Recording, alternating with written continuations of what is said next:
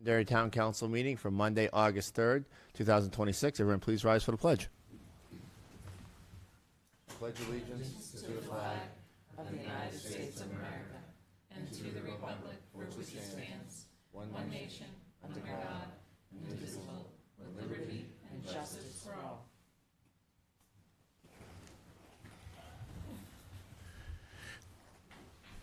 I will open public comment. Good evening. I'm just going to read this because I don't want Good to evening, sir. miss anything. Glenn Douglas, 6 Overlook Ave. I run a website called the Town Underground. I've been attending town meetings, town council meetings, and just about everything from conservation to ZBA for 25 years. 20 years ago, I started townunderground.com as an online discussion forum so residents who couldn't attend meetings could still stay informed and participate in local government.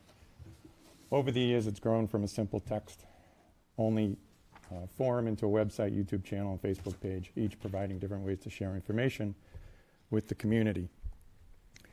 People often comment that I ask a lot of questions. The truth is, many of the questions aren't my own. They come from residents who, for one reason or another, don't feel comfortable speaking at these meetings or simply cannot attend. I try to help by asking those questions on their behalf. A few weeks ago, a resident contacted me with concerns about a planning board meeting notice that they had received and how a proposed project might affect their property. After researching the issue and discussing it with them, we determined that there'd been some confusion about the project and the process. In the end, the proposal didn't affect his property, and he decided there was no need for me to attend the meeting. Last week, another resident reached out through Facebook asking how they could become more involved with the planning board, but didn't know where to start. That inspired me to begin a new series called How Does It Work video series, with the first episode explaining how the planning board functions and how residents can participate. A recent question I've raised concerns a legal opinion that was discussed regarding the legal subcommittee. Because public comment is limited to only 5 minutes, I won't revisit that topic because that took 5 minutes to explain. Anyone interested can watch the video should simple questions require a legal review at a cost of $500 an hour. Tonight, I'd like to address the Veterans Tax Credit. This is an issue I believed had already been resolved, yet it continues to come up. I've shared the information that is publicly available, but I realize that one important piece has never been released: the legal opinion that has been referenced several times during town council discussions. Last week, I submitted a request to the town manager for a copy of the legal opinion so that I could post it and residents could review it for themselves and hopefully put this issue to rest. The response I received was, "The council has not acted to release that document. It is protected under client-attorney privilege. I have included Chairman Dunn on this email to respond." Unfortunately, Chairman Dunn chose not to respond. So tonight, I am asking the town council to consider making a motion to waive attorney-client privilege for that legal opinion and to release any non-public meeting minutes which the Veterans Tax Credit may have been discussed to the extent that they can legally be released. This question has been raised repeatedly by members of the public. Transparency benefits everyone. Releasing the legal opinion would allow residents to understand the basis for the council's position and help bring clarity to an issue that has continued to generate ongoing questions. Thank you. Thank you. I think Anybody else have public comment?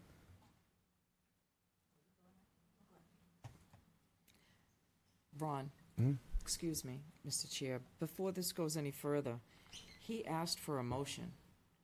Where would the appropriate spot be to move that motion forward to get that document out? I mean, you had said we were going to answer things as it goes along. I would say put it on the agenda. Make it an agenda item so we can discuss it beforehand, and we can have the public weigh in. So if I say I wanted to discuss it tonight, you're saying we can't do it today? I can't prevent you from discussing anything, but I know that I'd want to get a legal opinion whether or not we can release it or not before we decide to do it. You want a legal opinion on releasing a legal opinion on something that's already been resolved? Yes. So you want to spend more money on top of more money on something that's already resolved. Yes. Mr. Chair, who would render that legal opinion? Would it be the attorney that rendered the legal opinion, or are we going to go to the $500 an hour attorney to review? I guess that would be for further. Don't thinking about it right now. I guess I would have the person that gave us that opinion, but I'm just thinking off the top of my head. Go ahead, Christine. Sorry. Christine Perez, 5 Leslie Drive.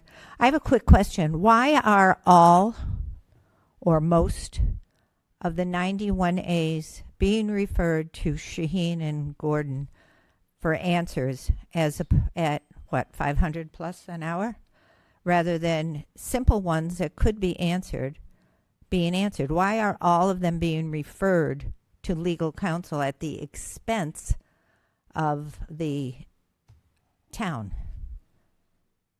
Okay, no answer there.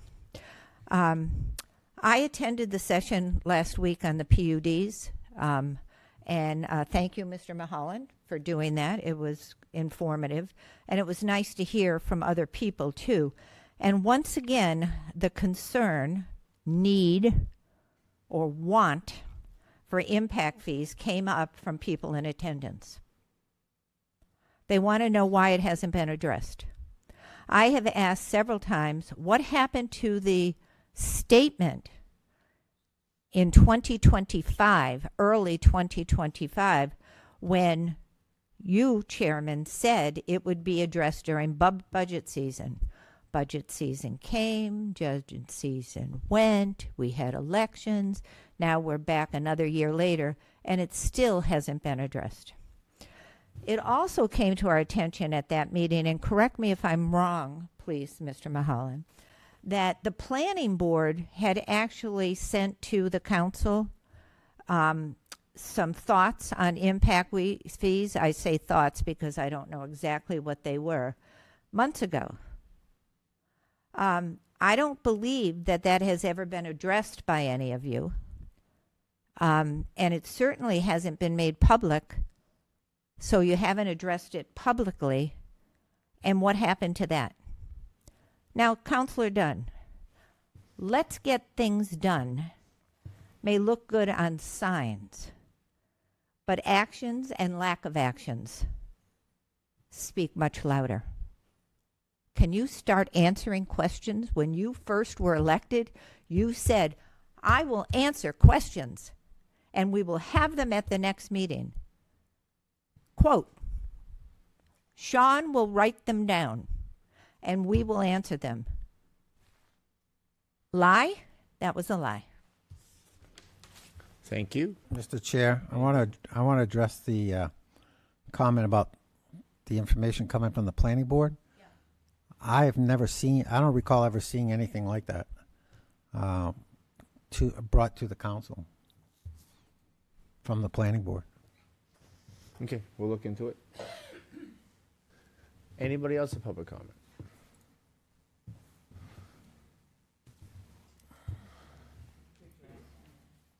Good evening. How are you today? Good. How are you? Good. Good evening. My name is Laura Gandy. I'm an attorney with Divine Millamette and Branch in Manchester, New Hampshire, here to quickly discuss item F under old business for 2 Litchfield Road. I did appear at the last town council hearing for that, and I gave a lot of information at that point in time. It's my understanding that the council has reviewed or had in its possession the packet of information to review, and I presented the town with, I believe, over 62 pages of information for that abatement. And the first part of that document that you have was this sheet from the assessing department that states the taxpayer's asserted value of 0 is not credible and lacks any analysis. So what I want the council to remember is that this property is unique. This property has 3 different layers of regulations: C3, which is a zoning district, the historic overlay, which is another zoning district, and then the historic preservation easement deed, which was a private agreement between the town and the property owner at that time. Not aware of any other property in town that has this. And in fact, if you look at your zoning, section 4.6 for the historic district, there are 5 properties in town that fall underneath the historic district. The Morrison House, the Town Common, Kent Allen Forest, Grange Hall, and out of the blue is 2 Litchfield Road. Those are the 5. So what type of analysis did the town want from the property owner? We can't do any comparables. There's nothing in town to compare that to. There's nothing in town that has the 2 zoning districts with the historic preservation easement deed. So what we did give you was what we thought was the best option, and that was a letter from Casey Foley dated March 1st, 2026. And again, that said, in her professional opinion, the easement renders the property functionally unsaleable in the open market. I have attached an MLS sheet showing that I had the property listed for 582 days. I had dozens of showings and interested parties that immediately lost interest when they became aware of the easement. That does not even get into the 2 additional zoning districts on that property.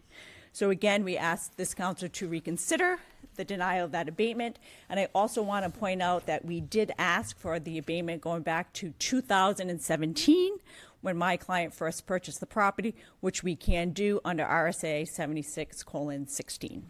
Thank you. Thank you. Anybody else with public comment? Seeing none, I will close public comment. Up next, we want to discuss the strategic plan, sir. Well, I want to talk about this impact fee issue. The council asked me back in 2005 to generate what the options were in that regard.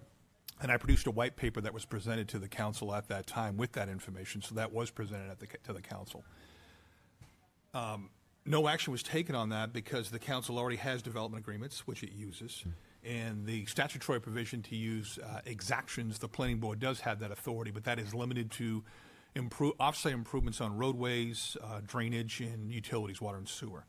And then subsequent to that, we ran into this issue when it came to the Procopio project in terms of how we apportion the cost to a developer of roadway improvements when some of those are clearly the responsibility of the town and some of those are to that developer or subsequent developers.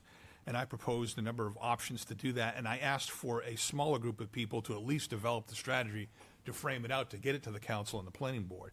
So I had the planning board chair, I had Tony DiFrancisco, member of the planning board, Chairman Dunn and Vice Chairman Faber in there, as well as staff. And we went over a number of those options, but no conclusions were drawn as to, no direction was provided at that time as to what to do next. And I think that's what you were referring to, Councilor Bouchard. That was several months ago that I generated that. So that's where we are. We also expected that we were going to have the Procopio development in front of us for approval, and then we have developed a methodology for that one to see how that works. Well, that hasn't happened. And then we did enter an agreement with Woodmont in regards to proportional shares back in May. I think it was May that was approved. And that was just signed recently, as a matter of fact. So that is the progress to date as to where we are in that regard. And with the new proposed PUD, we're developing a strategy plan on that with all of the functional areas. I've been working with departments on that. There's 30, 60, 90, 120-day task in there that we have put into place to be able to make sure the town has a strategy to deal with the impacts and also be able to work with our neighbors in Auburn, Derry, and Manchester, and the developer to develop the property in, from our perspective, what's in the best interest of the town. And we're still working through that process. All right. The next thing is in regards to the strategic plan. That is presently scheduled for a public hearing on the 17th of August. And I have prepared a statement in regards to that, and I have sent that around to councilors to look at to make sure everybody understands it and nobody's caught off guard by that. And I wanted to make sure that I read this tonight if the council chooses to take action so that people don't show up on the 17th, perhaps unnecessarily.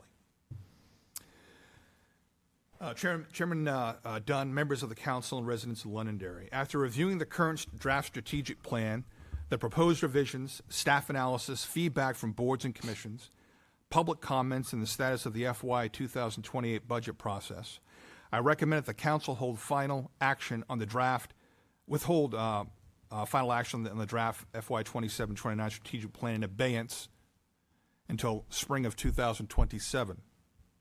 At that time, the administration should return with a revised framework designed to provide meaningful direction for development of the FY 2029 budget. This is not a recommendation to abandon strategic planning or to discard the work already completed.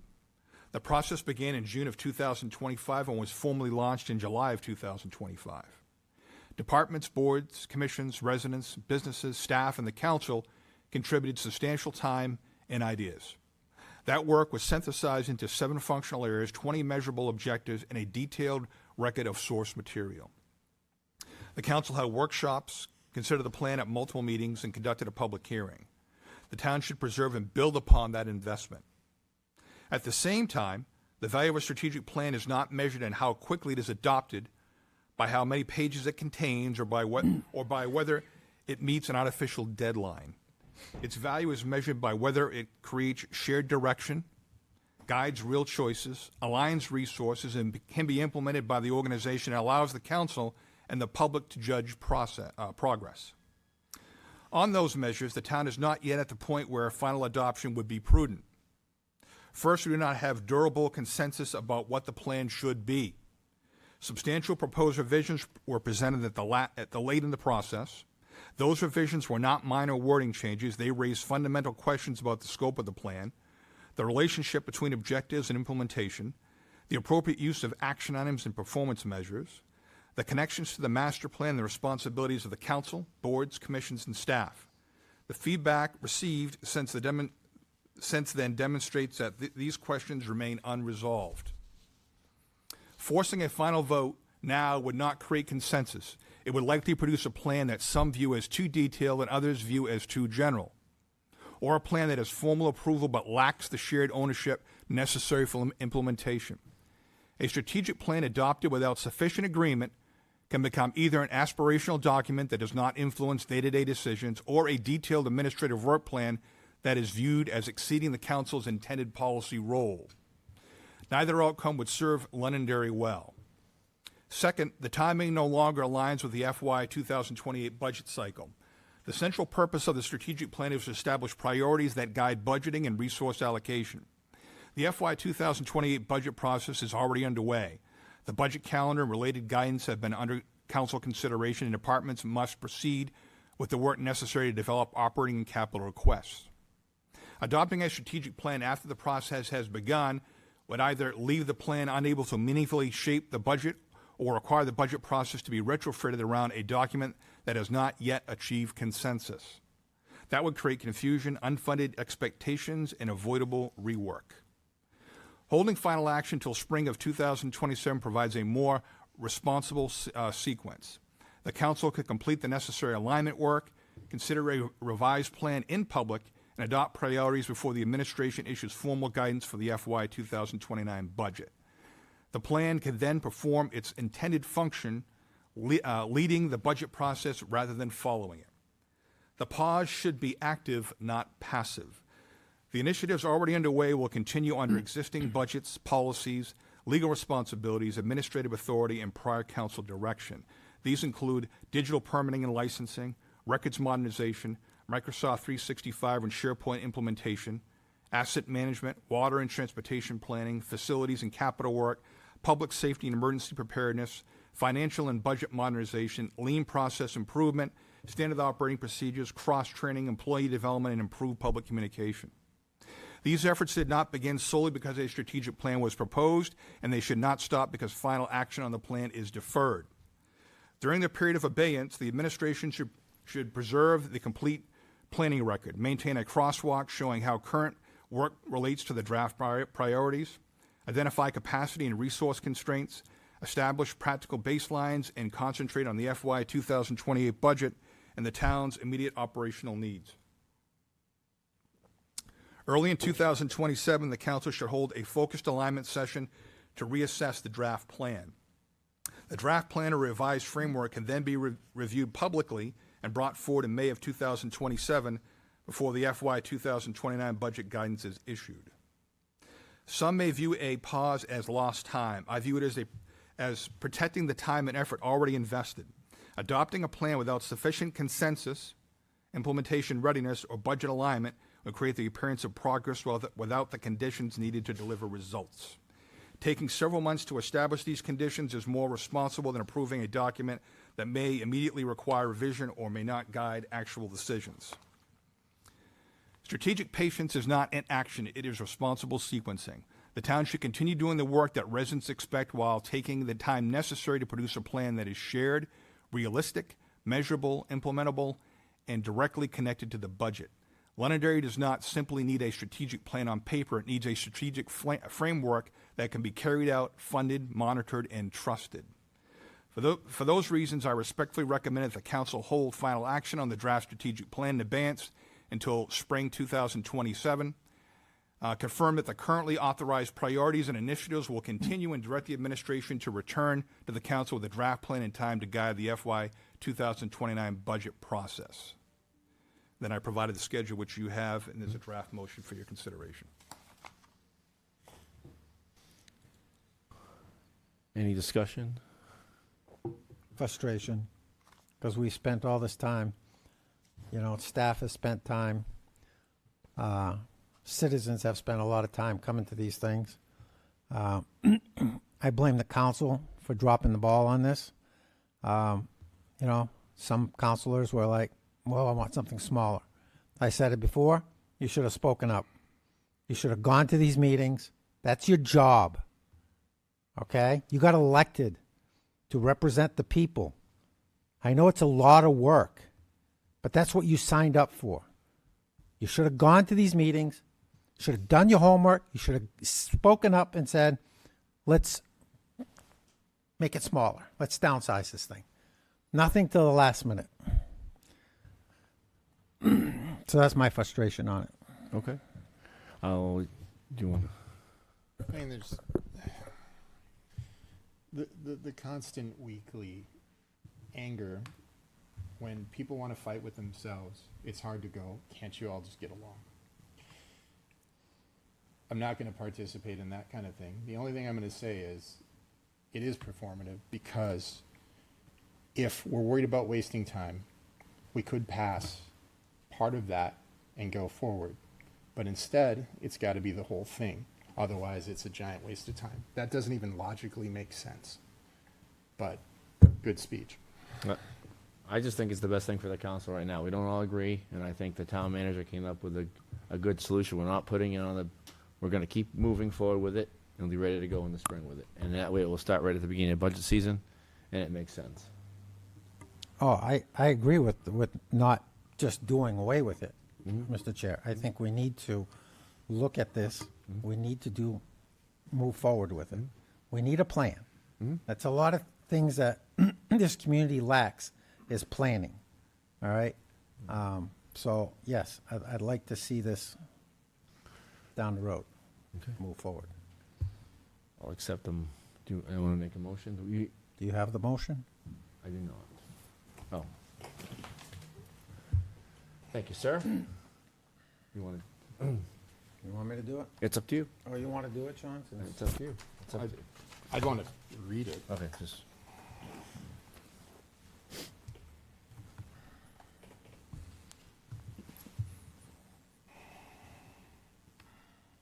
I guess I have an issue with the motion.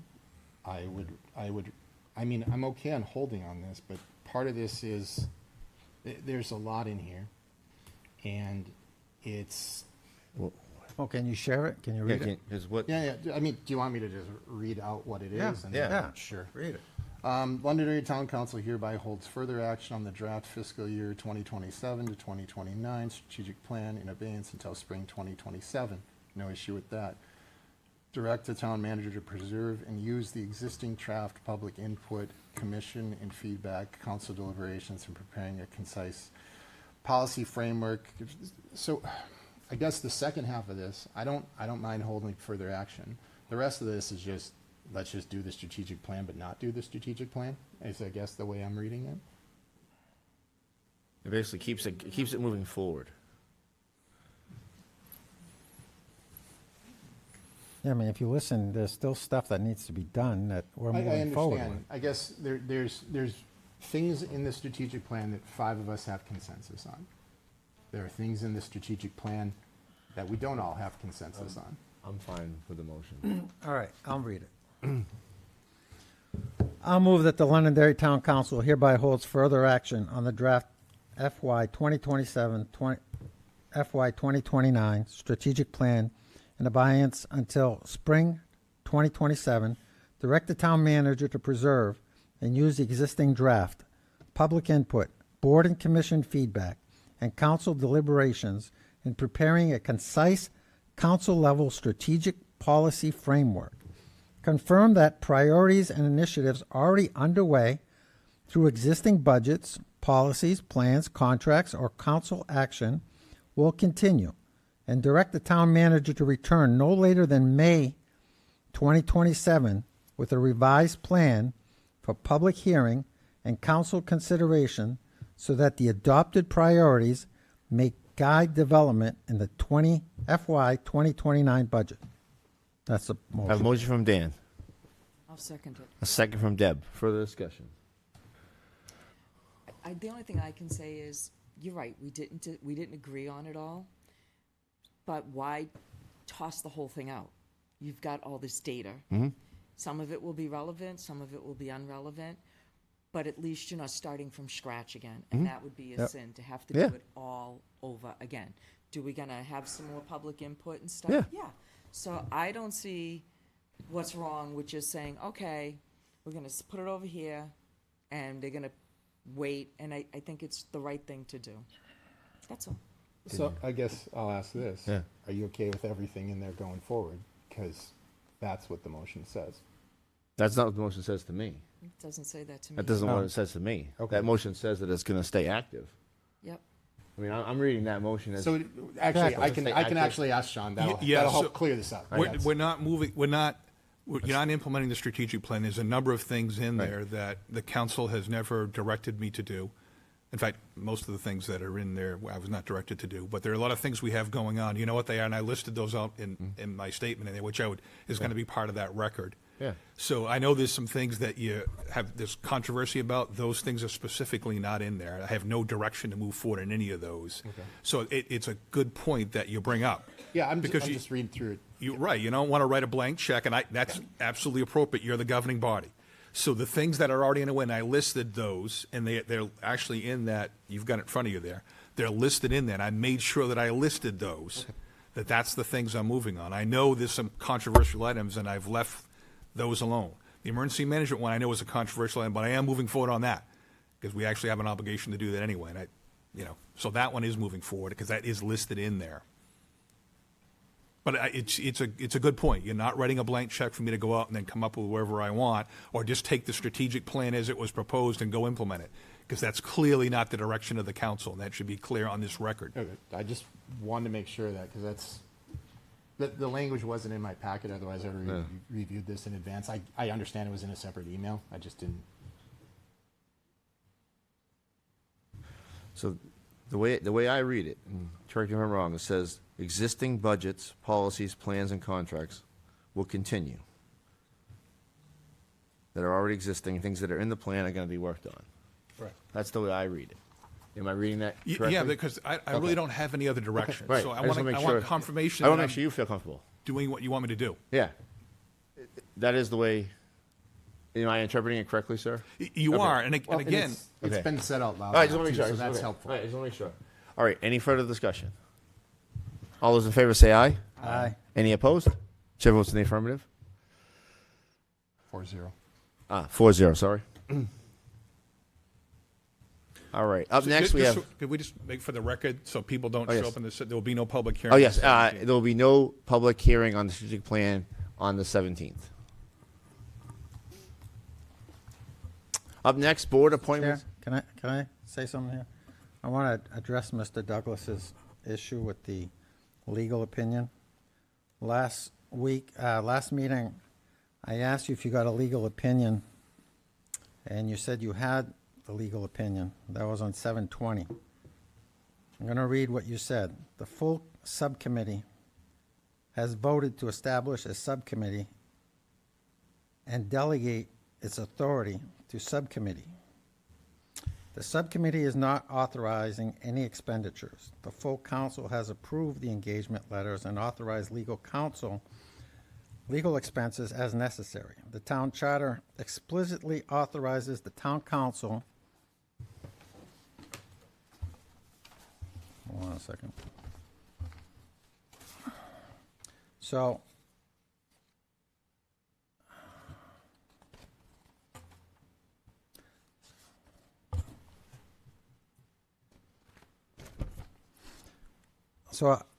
I got the legal opinion because I asked for it, and I got it from you. And the legal opinion was dated July 21st. Now, I read the entire legal opinion. I don't find anything that you said that was in the legal opinion. But what I find interesting is we're paying an attorney $500 an hour plus whoever else helps him write this. And it says the town council shall act in all matters as a body. Town Charter 4.8, pursuant to 4.19. I reviewed the entire town charter. I don't find any 4.19. So I don't know what this attorney is referring to. I believe the town charter was renumbered. Well, he says 4.19. I look at it, there's no 4.19. It also says the subcommittee will report to the full council. We have not received any report from the two of you as far as what is going on with legal. In the email, I also get this email about he's looking at reorganization plans. I don't know when we talked about having an attorney looking at reorganization plans. So I continue to look at his email, and I find it's typical lawyer stuff. They don't put everything in there. They leave parts of it out. He writes in here, the town council may receive such reports or considered other privileged or confidential information as closed session outside the presence of the town manager. Town Charter 4.16, the manager shall attend all meetings of the council unless excused by the council. He ends it there. If you continue reading the charter, it says the manager shall have the right to take part in the discussion of all matters before the council, but not a right to vote.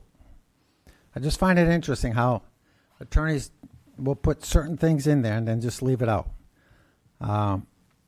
And it also says, therefore, prior to any legal matter that could result in any new engagement of financial obligation. Okay, hold on, Dan. No, Point of order. no, Yeah, I have a point of Is order. Are you disclosing? I'm not disclosing attorney-client anything. privileged No, I'm not. information? No, I'm not.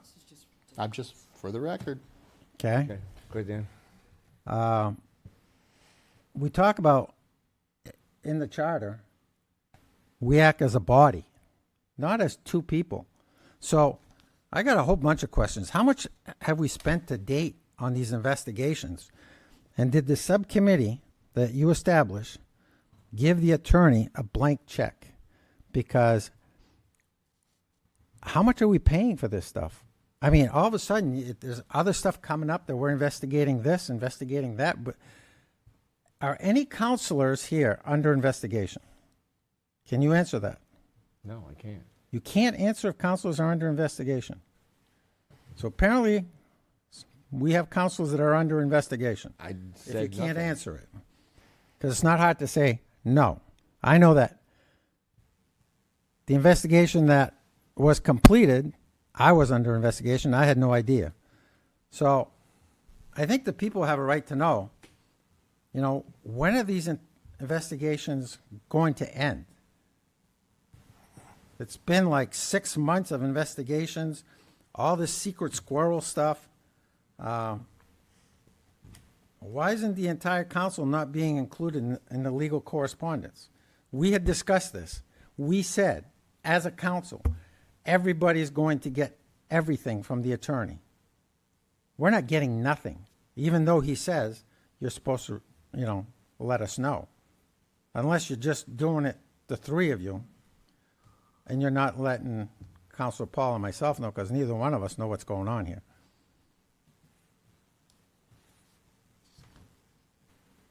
So you're going to answer any of these questions, or you're going to choose not to answer as usual? I'm not gonna answer.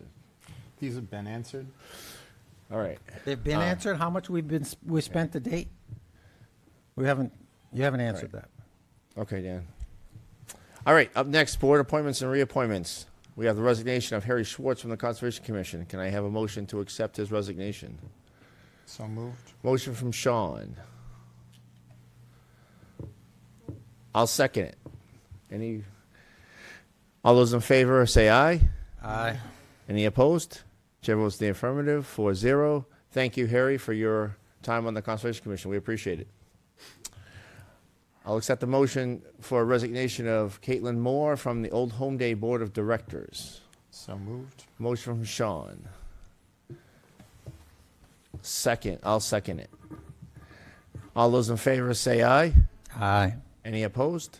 Chair votes in the affirmative, 4-0. Thank you for your time on the Old Home Day Board of Directors, and hopefully we can get somebody to replace you soon, since it's coming up. We don't have any public hearings tonight. And up first, discuss and approve the request for expenditure of the Roadway Maintenance Trust Fund. And you wanted to do that, sir. Yes, so this is for the apply chip seal to those roadways, Plainview Drive, Delta Drive. As you know, they're not residential roads up by the airport. It's a roadway preservation technique that's far less expensive than paving roadways, and it extends the life of those roadways. We've been through this. We talked about it quite a bit. You've got documentation in there. We're requesting the authorization to transfer $175,000 from that roadway maintenance fund to the general fund to get that work done. And hopefully we can get it in this construction season. We're kind of late in the process, but we're hoping, and it depends on what the weather is too and their schedule. It's going to be dry, obviously, to do that. So Any questions? there's $3.2 million in that fund presently.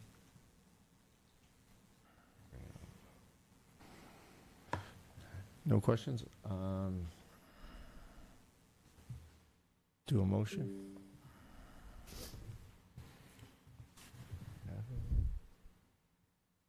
Make a motion to accept that? You wanna accept- I guess if no one makes a motion, we move it to the next meeting. I don't- Where, Nobody wants to make a motion? where is it? I'm looking for it. It's under, on the agenda. You have it on your screen, Ron? Let's see. If you click on the cover sheet, it's new business, number 1, and then documents, number 1. If you click on Right here, that. yeah. Oh, you got it on the wrong side. I know. Hold on. Hold on, Dan. Hold on. All right. Dan. All right, I got it. Eh, I'll move that the Londonderry Town Council hereby approves Order 2026-16, directs the trustees of the trust fund to disperse $175,000 from the Roadway Maintenance Trust Fund to the general fund for all work associated with sealing Plainview Drive, Delta Drive, Aviation Drive, and Harvey Road between North Wentworth Ave and Petengill Road, with the final scope to be determined based on the project priorities, field conditions, and available funding. I'll second. A motion from Dan and a second from Sean. Any further discussion? Seeing none, all those in favor say aye. Aye. Any opposed? Chair votes in the affirmative, 3-0. Councilor Paul stepped out. Up next, discuss the request by the town of Litchfield to provide ambulance service and fire dispatch. First, I would like to recognize that we have Selectman John Brunel here. We have Town Administrator Kim Kleiner and Fire Chief Doug Dickles here. Thank you for coming today. And I would welcome the Chief.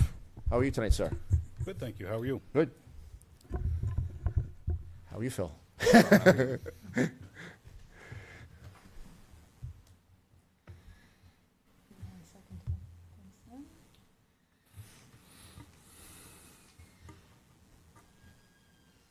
All right, good to go. We have no controller tonight. No, I'm your remote control. Thank you for having us tonight. I'm here to discuss something that I'm excited to bring before the town council tonight, and that's the opportunity to provide both ambulance and dispatch services to the town of Litchfield, our neighbors, that will have advantages to both communities as demonstrated through our presentation tonight. Next slide, please. So we were initially approached, the fire department, that being by Litchfield in April, to discuss the potential of providing both services to their town. I was fairly new at the time, and I was excited about the opportunity, but didn't know much about it and began researching the subject. In May, it drafted and proposed a formal intermunicipal agreement and was provided to Litchfield for their review. In June, we had additional meetings with representatives from both towns, being the Litchfield Board of Selectmen, our town manager, myself as fire chief, and Chief Nichols from Litchfield. In July, the Litchfield Board of Selectmen authorized moving forward with our proposal. And also in July, a draft regarding the terms and conditions was finalized via an intermunicipal agreement. And again, that's in draft form at this time. And that leads us up to tonight, where we're presenting this to the town council for your input and review. Now, some of the advantages of this enhanced partnership is the long-standing relationship that we've had with Litchfield Fire through mutual aid for many, many years. Back in the 1980s, we did provide their dispatch services prior to them moving over to the town of Hudson, and that was before we had ambulance service. And we've also served as their backup communication centers for more than 20 years. The increased staffing resources available for both towns will benefit their residents, our residents, and we'll demonstrate that further throughout this presentation. The increase in department staffing will benefit Londonderry without increasing the tax rate. And the staffing that's paid for 100% by a combination of the assessment to the town of Litchfield and ambulance transport reimbursements will benefit us, our town, 83% of the time statistically. By adding more staffing, we're enhancing the safety and well-being of our staff within the Londonderry Fire Department, as well as the citizens and visitors to our community and the community of Litchfield. Next slide, please. The proposal within our communications divisions, that being our telecommunications officers within dispatch, this agreement would be over 3 years and commence on January 1st, 2027. It would add one additional full-time TCO operator to the staff, bringing the total number to 6 full-time staff. The revenue is laid out there in years 1 through 3. Again, this would be a 3-year intermunicipal agreement, and the figures are there before you, years 1, 2, and 3. The assessment model is comparable to the communities of Pelham and Hampstead, which we already serve throughout our dispatch center, and we would be adding approximately 900 more calls of workload for our TCOs, which averages 2.47 calls per day. And within the operations division, again, we're entertaining a 3-year intermunicipal agreement, which would commence at the same time, January 1st, 2027. It would add 4 full-time firefighter and EMT positions. They may be EMT-A or paramedic positions or EMT basic positions, depending on the hiring pool or the candidate pool we're able to draw from. The assessment model is laid out there in years 1 through 3. For purposes of clarity, in year 1, it was initially a proposed $200,000 assessment. Litchfield does have to take into consideration a tax cap that they have in their community, and they propose to move $25,000 from the first year's assessment into year 3. So first year assessment would be $175, which originally was proposed as $200, but then year 3 becomes much higher because the $25,000 reduction in year 1 is then moved to year 3. The assessment model is comparable to surrounding communities. For example, Hudson's current agreement serving the town of Litchfield, and Derry serving both Auburn and Chester. Those agreements were taken into consideration when calculating a reasonable assessment that would work for both communities. Within the operations division, the workload would increase for our folks by approximately 620 responses annually, which works out to be about 1.7 responses per day. Additional sources of revenue are the patient insurance reimbursements. That will provide the largest source of revenue. Each time we transport a patient to the hospital within a Londonderry ambulance, the insurance reimburses us for that transport. It's also important to note that they reimburse for mileage. In some of my conversations with various folks, some concerns about increased fuel costs, wear and tear on the vehicle, and long-term capital replacement has been discussed.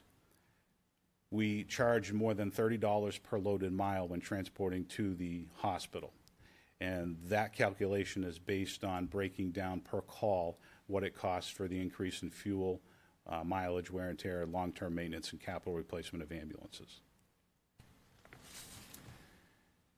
Based on an estimated 10% of responses not resulting in a transport, which we do have to take into consideration, not everybody that calls 911 and has the ambulance response is transported to the hospital. So we account for approximately 10% of our total responses to not result in a transport. And using very conservative historical billing estimates, the insurance reimbursements are estimated at $361,852. Now, Hudson's reported actuals for residents of Litchfield transported in Hudson ambulance last year was $425,000. So using a calculation and taking the average between the two and then accounting for non-transports, we've arrived at, you'll see on the next slide when we advance to that, the estimated revenue in year one. So the total estimates, it's on this slide, my apologies. The total estimate for year one of both dispatch and EMS agreements combined together and the figure in the calculation I just discussed is $605,000, $605,309.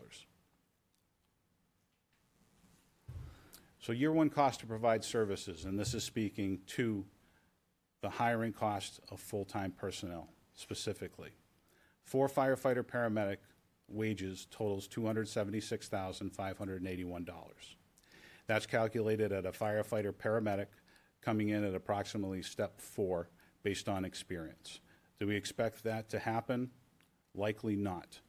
But we used high hiring cost intentionally and low revenue cost, so there are no surprises. In addition to wages, we always need to take into consideration benefits. The total benefits for the 4 firefighter paramedic positions is $216,392. This includes health and dental based on the average of all 3 plans. That would be single, single plus 1, and family plans, because we do expect a cross-section of those plans to be assigned to the 4 new people who would ultimately accept the positions. It also does account for full retirement contribution by the town. The additional TCO, their wages are listed there at $59,571. Their total benefits for a family plan, health and dental, as well as full retirement contribution by the town is $51,601. Please excuse me, it is a little late. So the total cost of wages and benefits for all 5 positions proposed is $604,146. You subtract those costs from the total anticipated revenue of $605,309, it results in a small net gain of $1,162. Now, the purpose of that is to demonstrate that even anticipating our hiring costs to be very high and our revenue figures to be very conservative, we still end up with a small net gain. We expect that net gain to be even greater. Now, with the deployment of new staffing, there are options available. We will continuously evaluate that and provide the most efficient and cost-effective approach to deployment of the new staffing. Some of that will require discussions with the local labor union and a collaborative effort to deploy our new staffing in the most cost-effective approach, but also the approach that benefits the end users, being the patients, in the most efficient manner possible. No matter what the deployment of new staffing is, what will happen is there will be a better response for our overlapping calls of service annually. As you can see there in 2025, 52.84% of our responses occur when another response is already occurring. That's a significant amount of overlapping incidents every year. This initiative is aimed at reducing the reliance on mutual aid from surrounding communities, which will reduce response times and provide better care to the patients who are calling for our services in both communities. And it will also maximize the amount of revenue that the town sees from our ambulance service, because if we're transporting the patients in our own ambulances from both towns, we will receive that revenue versus a mutual aid ambulance from another town where they would receive that revenue if they transport the patient. Next slide, please.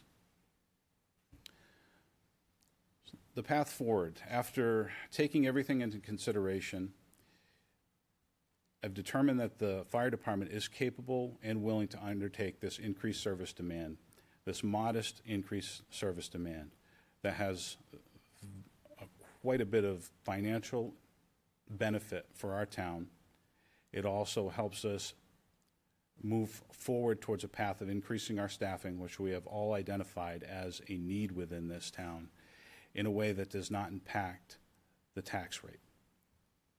The return on the investment is greater than the increased demand that we are willing to take on as a department. Both towns, the town of Litchfield as well as the town of Londonderry, will receive outstanding service from our outstanding EMS professionals through a sustainable assessment model.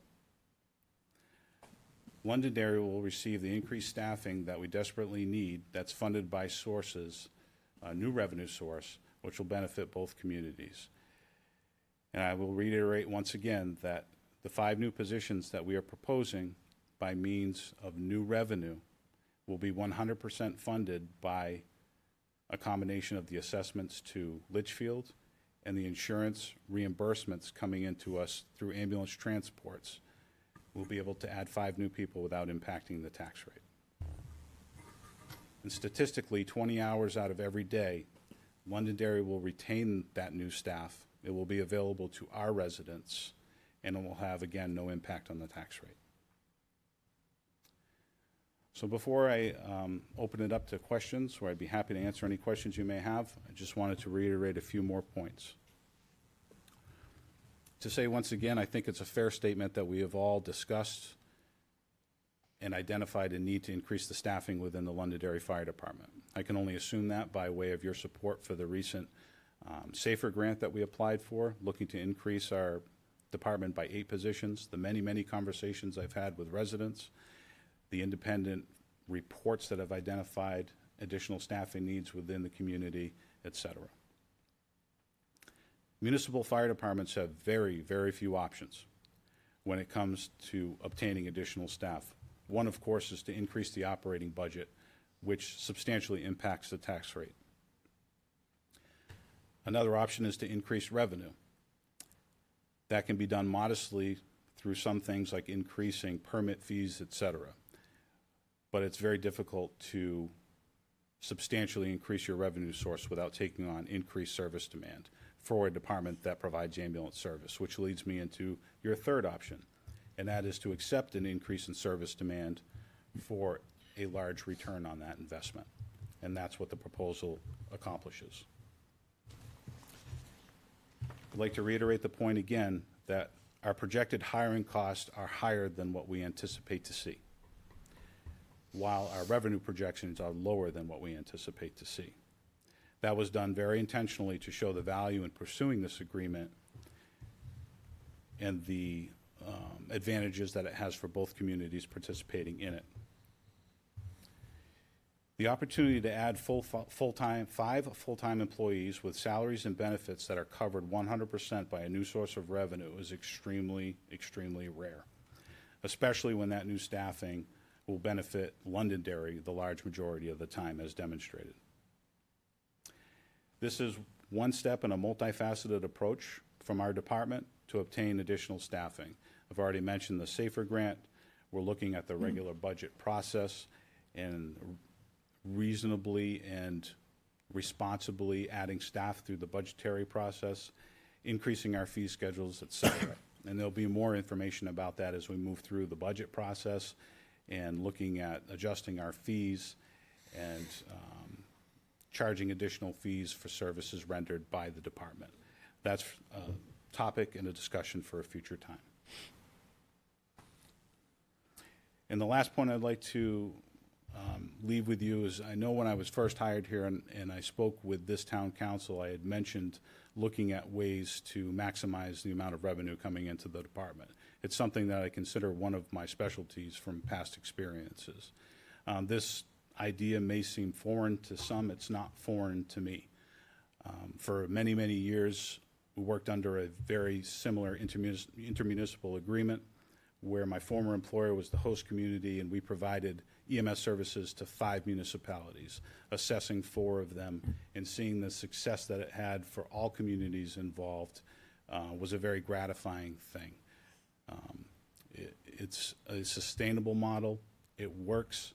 There are some gives and takes, but the overall benefit far outweighs the sacrifices involved in doing something like this. So I just wanted to leave you with that sentiment. So my question to you is, do you have any questions that I can answer for you? Yeah, good. Just one quick question. The term of the initial agreement, that's 3 years? It is 3 years, yes. Yeah. Deb, go ahead. I'm going to be the pain. I'm sorry. It's okay. Not that I'm for or against this. I'm still gathering data. So what happens if at the end of the 3 years they fall out of love with us like they fell out of love with Hudson? We'd still have these 5 employees that we would have to figure out a way how to fund, correct? You would have options.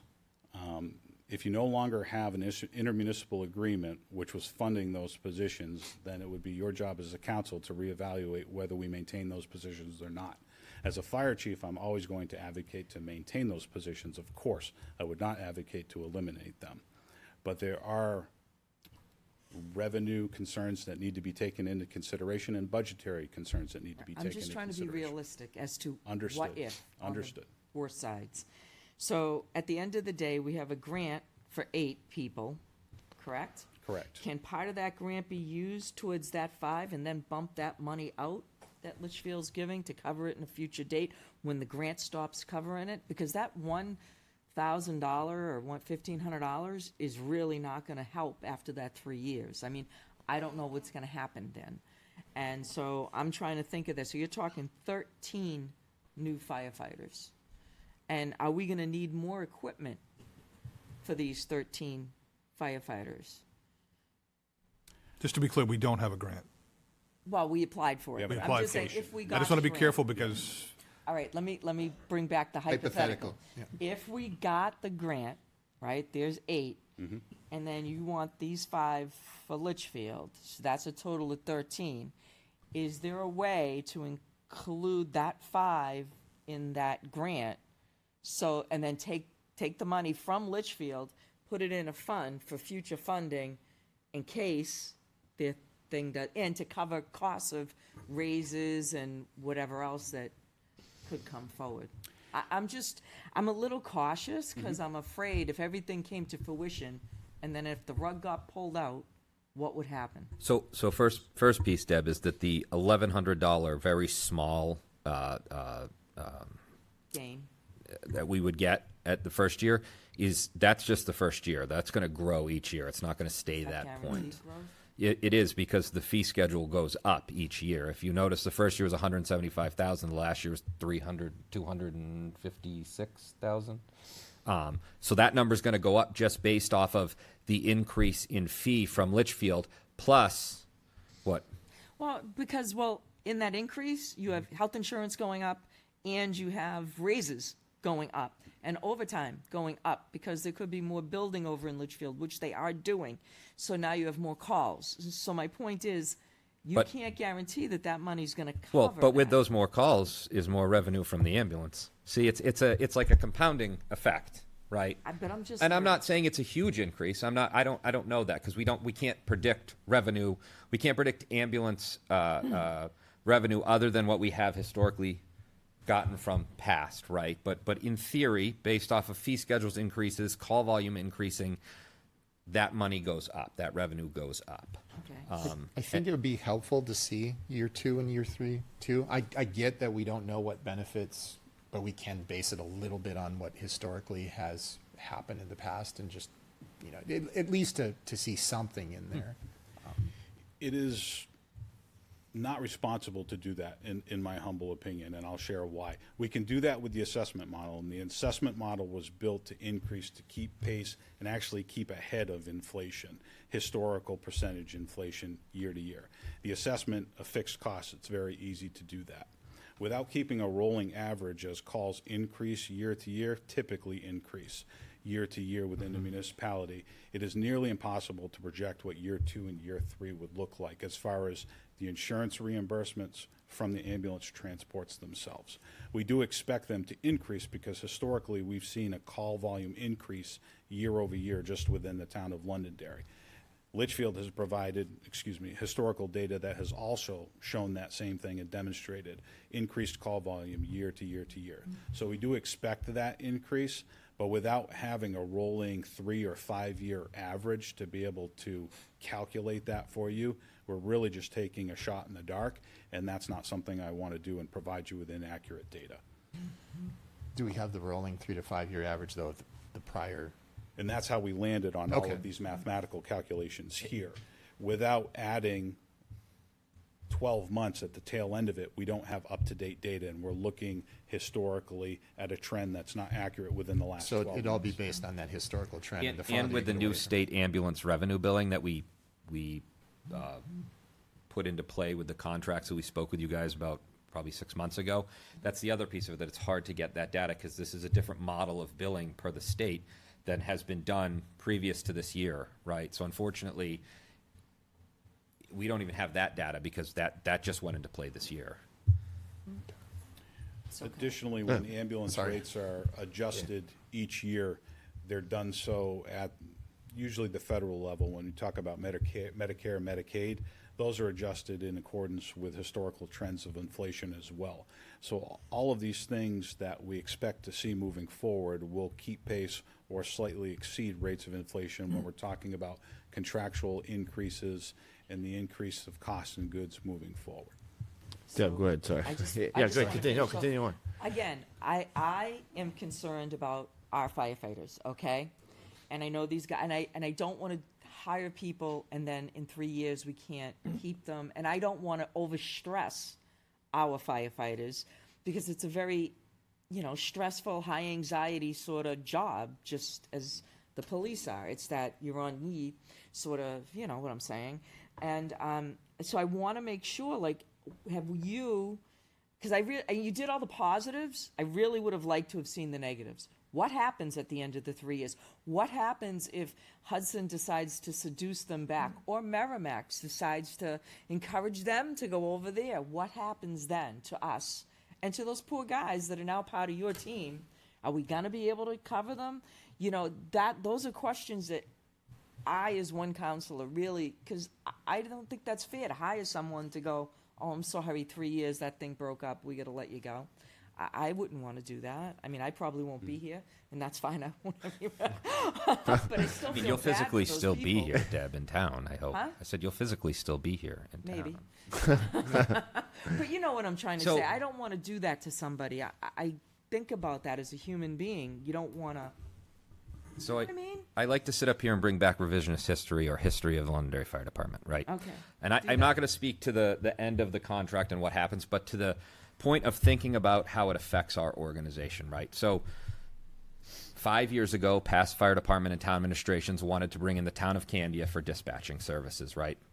For a nominal amount of money. And it would have added more workload to our dispatchers with no benefit to our community. Well, it would be a negative to our community and our dispatchers, right?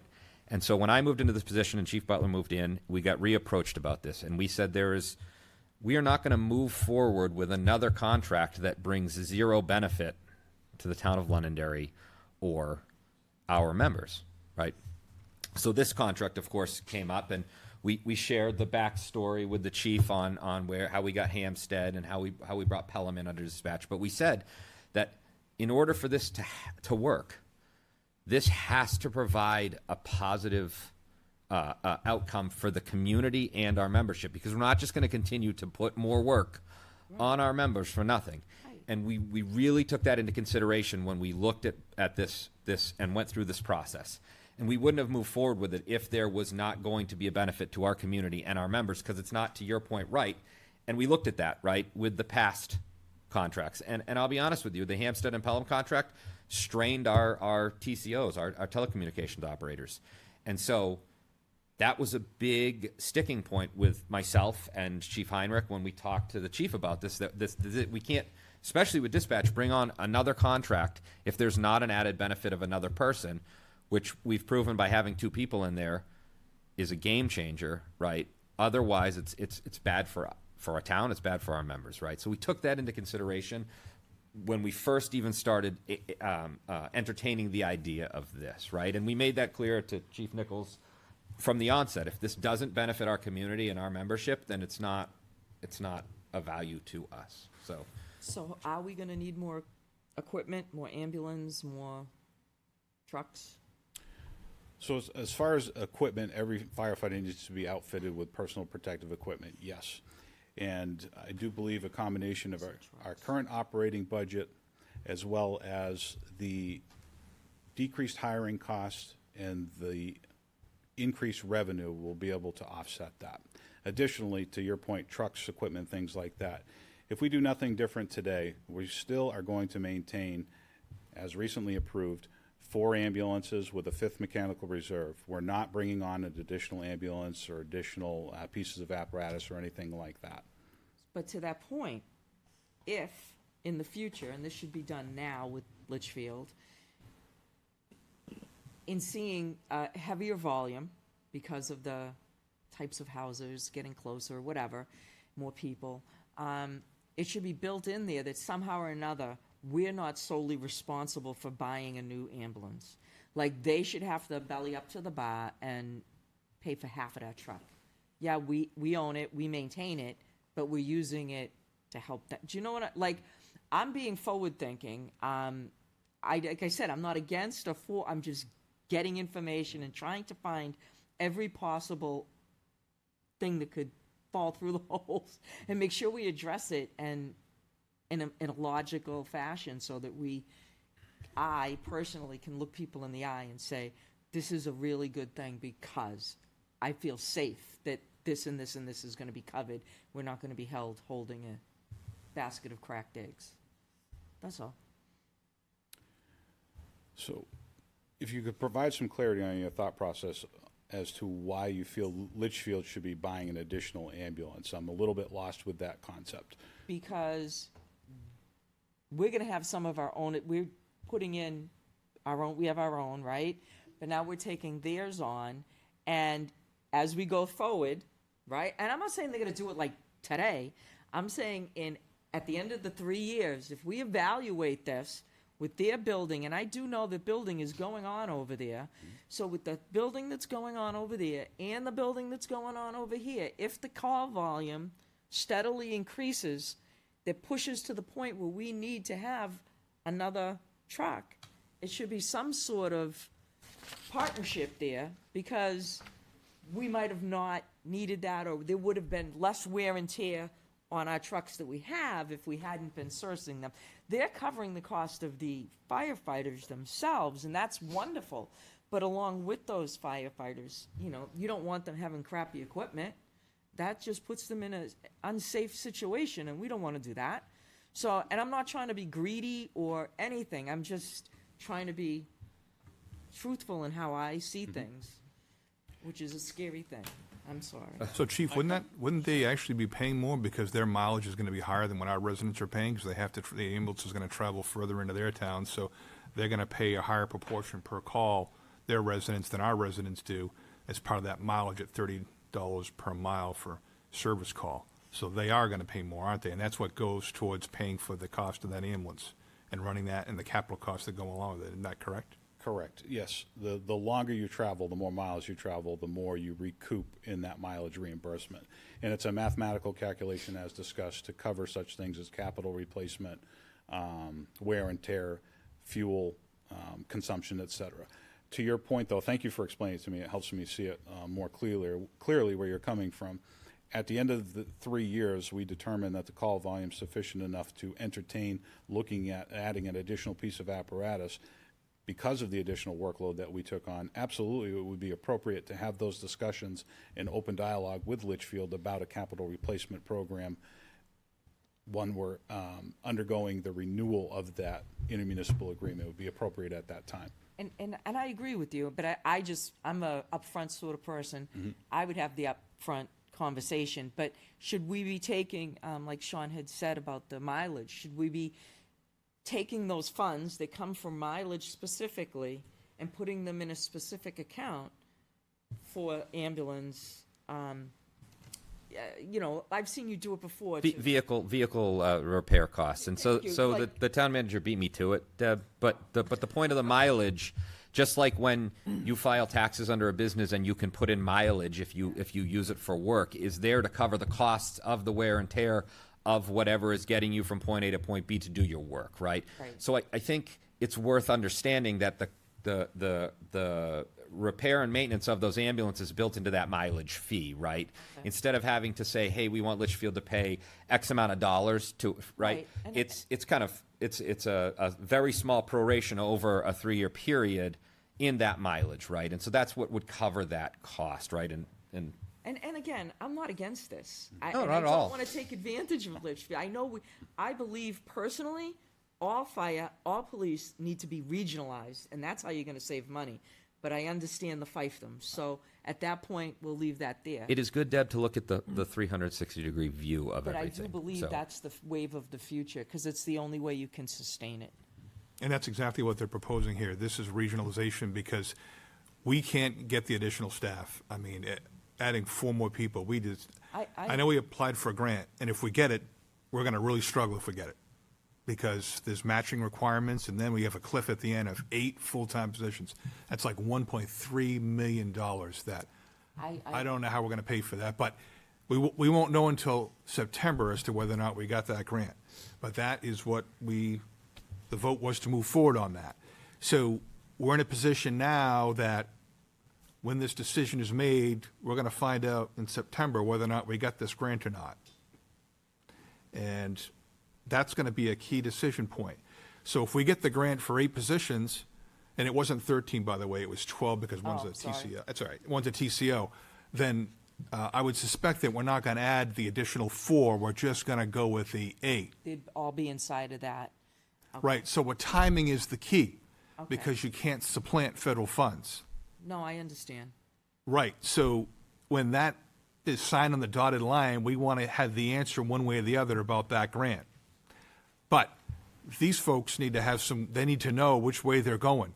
They need to know that council supports this plan moving forward because they're running out of time and they have to, I don't know what other options they might have, but they have to figure out what that is. So we need to get them an answer on that. So the timing and the strategy is important. I'm sure they would prefer the 12 positions, but I do not recommend that if you get the 8, because you've got a huge cliff at the end, which means So we're not going to be able to do anything else. if we don't get the grant, and it's just say we move forward Yep. with Litchfield and we don't get the grant, at the end of the day, it would be just those positions.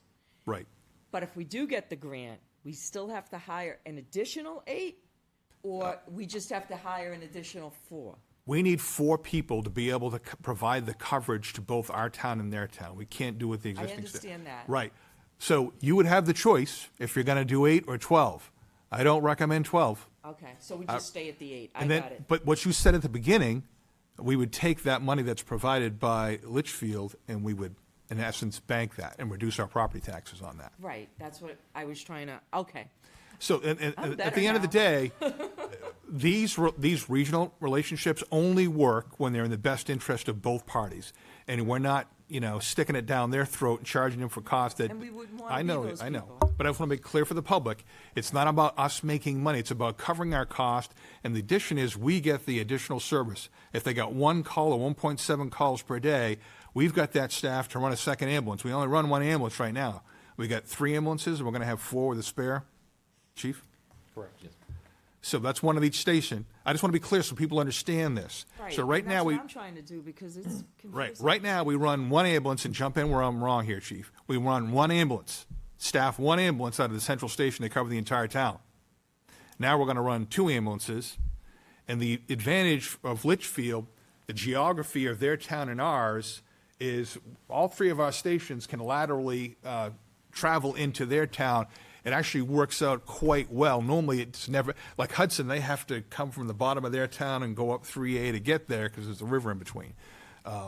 So we're in a much better position to provide that service much more quickly, which means our units can get back in service much more quickly to be able to do that. It makes more sense. I mean, if doing it there as opposed to Hampstead or Candy, it's way too far away. It's too much distance to. I mean, I know you guys go anyway to help people. Well, but- and you know, with that, we're dispatching, so it's, Yeah. that would be a. All right, I'm good with my question. I didn't mean to No, hog up you're everything. good. That's what we're here for. I just have a quick question. Do we have the ability to hire and train these folks prior to the 1/1/27 deadline? Do we think we can accomplish that? So that's one of the reasons why we're here. Both Yeah. Litchfield needs to obviously determine the path forward that Right. they need to go in. And if that path forward involves Londonderry taking on that agreement, we need time to start getting all of our ducks in a row. And that means starting the hiring process and putting all those things in motion. The revenue will not start to come until we actually take on that service. And we cannot spend money without the ability to bring the money in. So to physically hire them prior to January 1st, we could certainly, correct me if I'm wrong, extend offers and things like that, but they can't come on board and be on the payroll until January 1st of 2027. But there's a lot of work that we can do ahead of time to get to that point. So we would be confident, I don't want to let these folks down, that if we agree to this and we all both sign off on it, that on New Year's Day, if Litchfield has calls, that we'll be able to respond with the current crew that we have efficiently and not, our residents won't suffer, is what I'm basically asking. As a hiring officer for the fire department, Ron, I That's can attest that we would have 4 people hired by January 1st of 2027. I work very diligently at that, Ron, and I will continue to do that. Does the Litchfield Select Board have to approve this? I don't know if Litchfield would like to speak to it. I can speak to the fact that they've already done that in public session. Okay. They I think it'd be appropriate to have someone from Litchfield speak to that if he would. Yeah, absolutely. If anyone from Litchfield would like to speak, I just want to know if there's process Feel on free. their end or that's already complete. I appreciate you guys coming out tonight, so thank you. Evening. Thank you for having us and taking up this opportunity. So the Board of Selectmen. Sir, if you could just state your name for the record. Sorry, John Brunel, Litchfield's chair of the Board of Selectmen. So the board has already taken this up. We have approved it. Obviously, looking forward for you folks to approve it.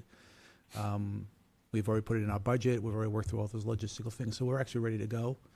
We'll have to sell it to our town too, so they're going to know that we're making these changes. But from that perspective, it's in our operating budget, and we'll proceed forward. Okay. I think what's interesting is, Londonderry, as was stated earlier, has had a good working relationship with our community. Londonderry does respond to our community for mutual aid and does do ambulance coverage when Hudson's not available. So it's a lot of good parities there that'll work well for the community. So we look forward for you folks to actually support it and move it forward. Any other questions for Litchfield? Before we let this, Dan, you have some for Litchfield? Yeah. We can let this gentleman, go ahead. No. Are you I done? have more questions, but not for Litchfield gentleman. I want to. No, not for him. I want Go to be ahead. able to let him, go let him ahead. off. I didn't let him- realize it would be the hot seat. He has his own council meetings he has to attend, so I don't want it to. Thank you, sir. But thank Appreciate you very it. much for your time. Yes.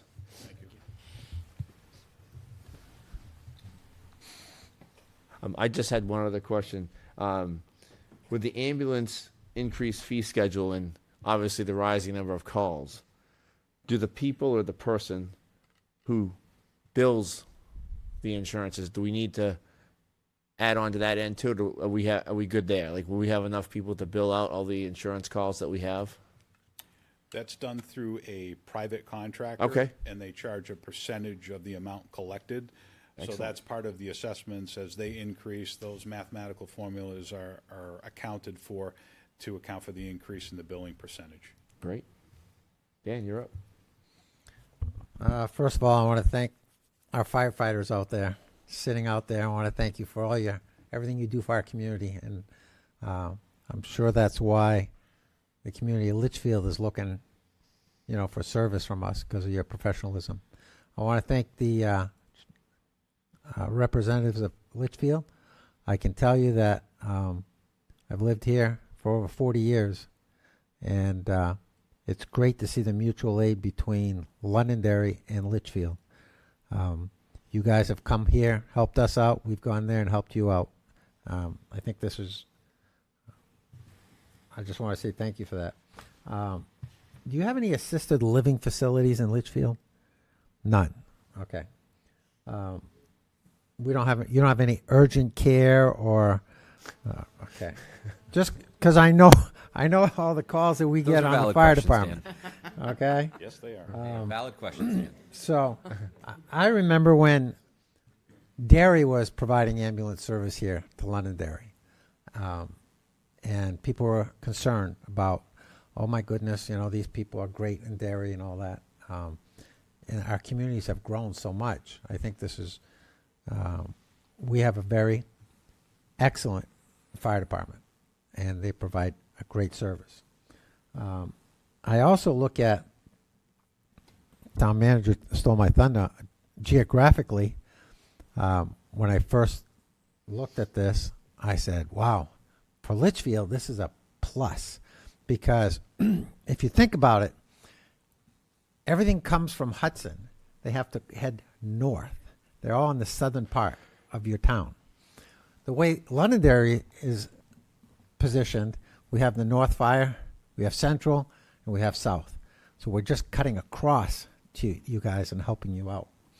So I think this is something that I want to look into further. I think it's a great deal. I know that, Chief, when you came on, I was in your office. We talked about this. And most people would be going, yeah, extra revenue. I'm going to go look at that. He didn't do that. He said, let's look into this a little deeper. I'm not sure if financially this or if this would be a good thing for Londonderry. I'm glad you guys did a really good deep dive on this. And, you know, from talking with you, Phil, and about this, and Chief, I think that this is something that I am willing to explore further. And I think it would be very beneficial for Londonderry and beneficial for Litchfield. Any further discussion or questions?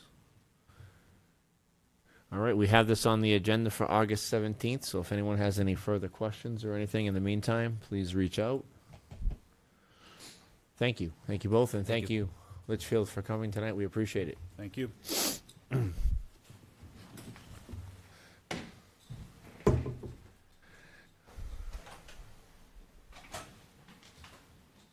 Up next, discuss and schedule a public hearing for August 17th regarding appropriations for the General Assistance Guidelines. Kirsten. Thank you. Sorry, long time not talking. My voice Yeah. went. Yes, so this is an administrative update to the General Assistance Guidelines based on some legislature that was passed in the 2026 session. This is largely involving determination of residency and assigning responsibility based on determination of residency for ultimately who provides durable assistance, so more recurring assistance versus temporary emergency assistance, inserting the necessary carve-outs for domestic violence, stalking, sexual assault, and human trafficking. So the language in here has been our executive assistant and risk manager, Tanya Pinter, created this language in this and then worked with CHS to make sure it fit in with our current guidelines and how we move through the process. It complies with the new laws and does not substantially place a burden on any additional financial burden on the town of Londonderry whatsoever. Any questions? You have a clean copy and a red line copy in advance of the Yep. public hearing, so you can see specifically where those changes took place and how it reads holistically. I'd like to, Go ahead. Yeah, go, Deb. Go. I'm sorry, do you want to go, Sean? No. I just want to thank you for that. That was so helpful, having those two red lines, so thank you. I know it was a lot of work, so I appreciate it. Yeah, I'll pass that on to Tanya. And it's, and it's nice to know that we're finally catching up to a lot of the state laws that are in place. And I think I know Tanya's working on some stuff, but I'm so happy we're updating this because I think it's been fallen to the wayside. People always think, oh, Londonderry, we're all upscale, everybody's rich, and that's not necessarily the truth. Domestic violence happens no matter what your income is, and things can flip in an instant. And so I'm happy personally as one counselor. I'm happy we're not letting people fall through the cracks. So thank you again for updating everything and taking the time to do both the red line, what changed, what didn't, what the RSAs were, all very helpful. Thank you very much. You're welcome. I'll make sure she hears that too. Any other discussion? Nope. And we will move this to the August 17th for a public hearing. My apologies. Could we get a motion and a second on that? Oh, I thought we It's, didn't. I know it's not on the sheet. not I on there. apologize. Yeah, I It's not me. No, I know. just. No, I just caught that on there. That's so right. yeah. All right. Do we want to? I'll make a Somebody could- motion that we move this to our public hearing. I have a motion from Dan, Second. a second from Deb. Any further discussion? All those in favor say aye. Aye. Any opposed? Chair will say affirmative. 4-0. We will have a public hearing on this on August 17th. Thank you.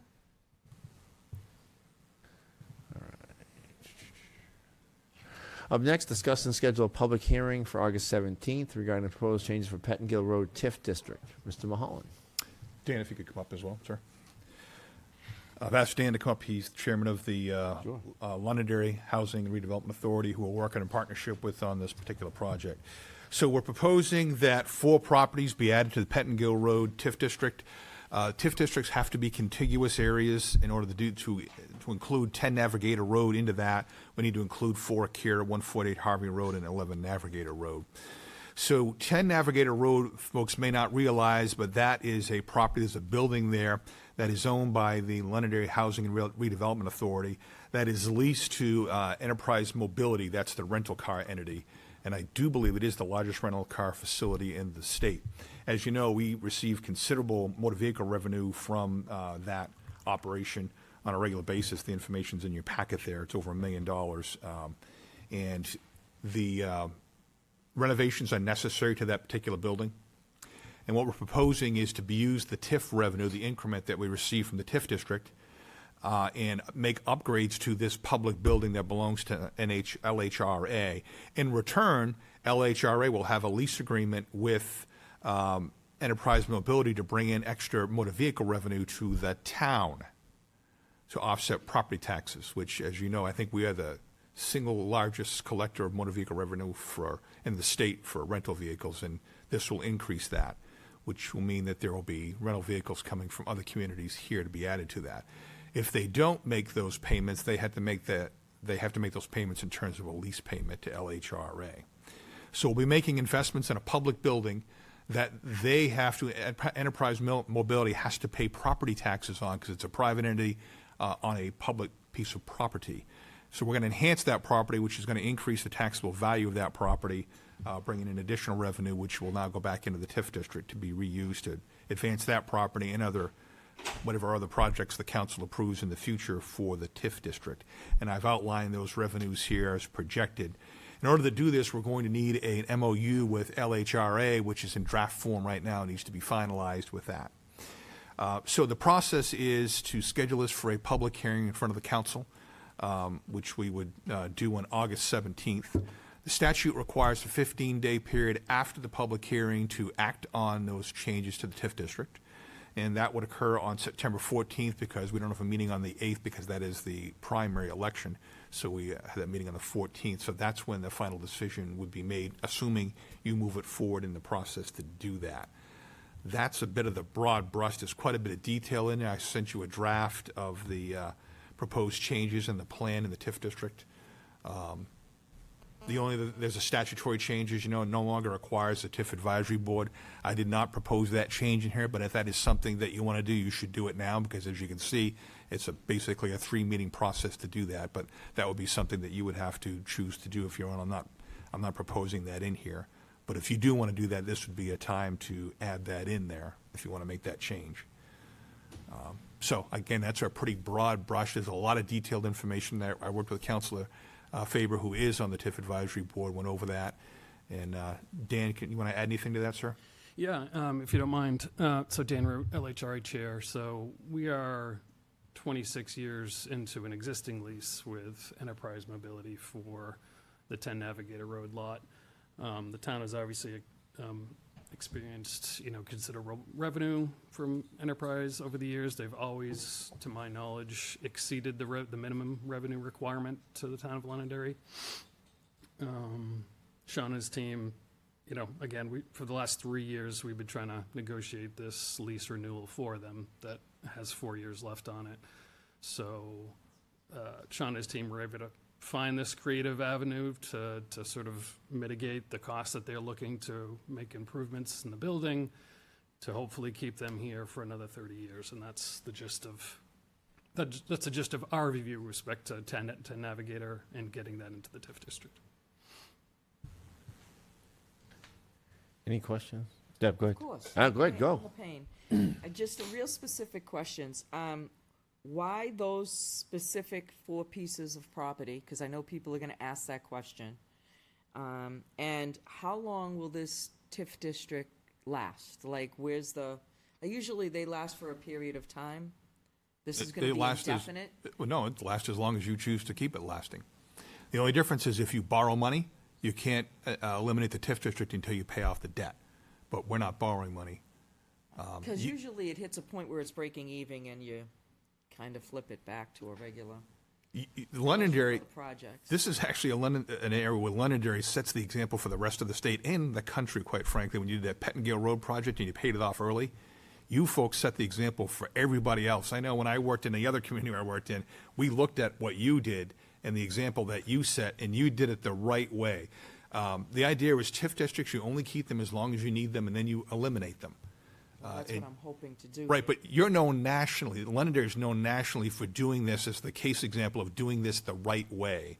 So there's no debt at this time. Okay. So you could choose to eliminate this through this same process we're We doing need now. it there to do this project, so. Right. My point is, do we have any anticipation, so we can put it in our books and on our radar, that, that it should be developed by, or fixed by 2030, and that's no. when we should reevaluate. Do you know what I'm trying to say? Right, so just a couple of things. There's a broader discussion about the TIF district, but for the Okay. purposes of theirs, they're looking at a couple of years probably, and they're going to be done their renovations. Okay. So that's to that building. You also have Petengill Road, and we have a grant for $2 million. We still are waiting for final, it's been approved by Congress, the money, but we don't actually have the grant letter yet from them. I don't know what's going on there. But anyway, you're going to need some matching funds, like 20% matching funds, to do improvements to Petengill Road. So my suggestion is you keep that TIF district open until that's the case. And also whether or not you need to make any water or sewer improvements in that area. I don't know if there's any. So, but why those 4 parcels? Because the TIF district ends just below Akira Way. And as I indicated, you have to have 4 contiguous you have to have contiguous properties. So you can't have one up here unless they attach to the others. So in order to get there, you got to add the other 3. Can you just go? Yeah, go back to that. So you got to add these other 3 so they attach to each other. You got roadways in between, they don't count. So in order to get to number 10, you got to add 4 Akira, the Harvey Road address, 11 Navigator, and then 10 Navigator. That's where. And what businesses are there? Do we know? Like, who's on those properties, and how are they going to benefit or not benefit? It has nothing to do. They pay the same taxes they always pay. The only difference is you decide where the money's spent in the TIF district. Okay.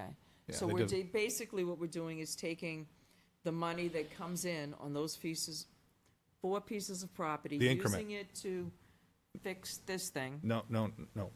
So you already have a TIF district, right? Sorry, but I'm sure 1,000 other people are out there just I know, that's- asking the same question. No problem. So you have a TIF district. When you create the TIF district, you freeze that assessed valuation. Any increase in that evaluation, the increment, that additional money goes into the TIF fund. The base goes back to the taxes like it always did. So now you're adding to the TIF district these new properties. So their assessed valuation on the 14th of September, whatever that is, that money continues to come in to the school district, to the county, to the town, like it always has. If there's any increase in the value of those properties, that is called increment. That goes to the TIF fund. So we know on 10 Navigator, they're going to make improvements to it. When they do that, that's going to increase the value of that particular property, and that additional amount of tax revenue is going to go to the TIF district. So in these other properties, if they make any improvements or their assessed valuation changes and it goes up, if it goes down, it doesn't go to the TIF. If it goes up, anything additional will go to the TIF district for as long as you have the TIF district. And then that money then goes, if we get this thing from Congress, like you were just saying, some letter, right? That money would then go to fix that road, If you decide, that's where it gets spent. but it has to be spent within a TIF district, Correct. correct? And it can only be spent on infrastructure, correct? Yes. Well, actually, it does say operating expenses too, actually. Okay. I would not do that, though. That would not be wise. Okay. I would just do capital So expenditures. say we left it there for a while and this letter never shows up and whatever doesn't happen. Yep. Just hypothetically, Yep. play with me. What then happens with that extra money? Can it go back into the undesignated fund balance? Let's say we dissolve the TIF, we yep. go, look, this isn't happening, we're done. And we dissolve it. Yep. And, we got your things all built and they're happy and this didn't happen. So that money, what then would happen to that money? It goes back to the town. It does? Yep. Okay. Or if you choose to spend it. Well, you do spend it within the town, but, Right, but there's some options for you because you have the ability to do that. okay. Okay, and who follows this? You, your office? I'm the TIF district administrator. Oh, you got a new hat? When did that happen? I should be wearing a hat, as you can see. This is what happens when you don't wear one after a while. Okay, so your office is in charge of that. Well, All right. in terms of administering it, you set public No, I policy. Yeah, I understand just want to be that clear part. about that. I understand that part. I just wanted to make sure that somebody's gonna remember to look at this every so many years. Like, what's the status? What's going on? Well, every year you appropriate money into the TIF district. Okay, and it's brought up at budget? It is. Yep, every year you approve that. Remember that, but I believe you. Yeah, there's a few dollars in there. Okay. Right, I mean, amongst all the things we have to approve, to your point. But yes, every year you approve the appropriations for the TIF district. Okay. Well, thank you for that clarification. I appreciate it. And in terms of LHRA, they will be responsible for the building in terms of what improvements are going to be made. And then we're just going to make the transfer of the TIF funds to do that. We're estimating about $2 million is what they're looking at for renovations. And that's how Okay. that would work.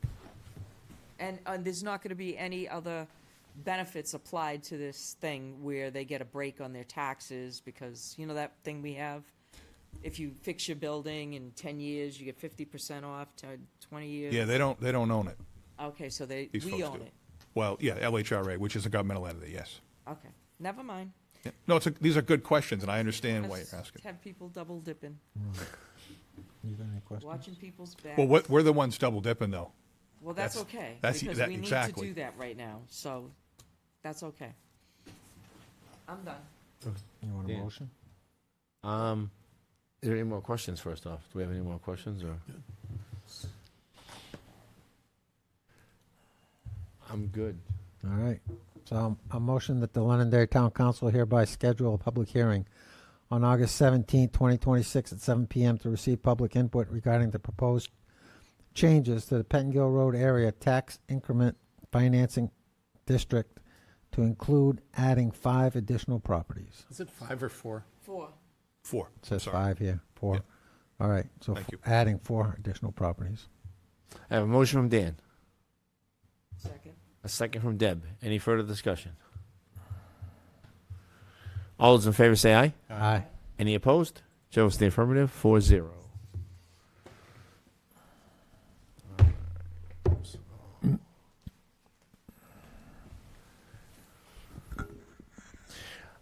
Up next, discuss and schedule a public hearing for September 14th regarding adding alternates to cemetery trustees. So, Thank you.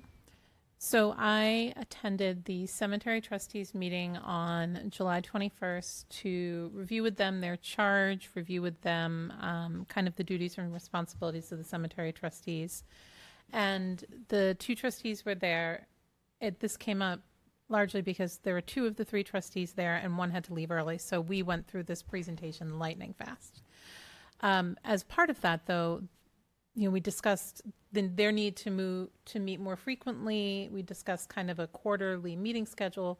They brought up the fact that it would be really helpful if they could have alternates, as they are permitted to under RSA 289-6. The appointing authority for the alternates would be you. The way the statute reads is they can recommend up to 2 alternates to the appointing authority, who then can decide to appoint them, and then they're appointed for a term of 1 year. Staff is recommending that if you move through this, you make those terms 1 calendar year following the rest of your appointed boards. That way it falls in the same cycle. In order to do this, we have 2 ordinances here. The first one is when the town constituted the cemetery trustees, it was not added to the municipal code. So our municipal code actually doesn't have the cemetery trustees in there. And if we're fixing the cemetery trustees part of the municipal code, Title 5, Chapter 3, Section 1, we should probably fix all of Section 1.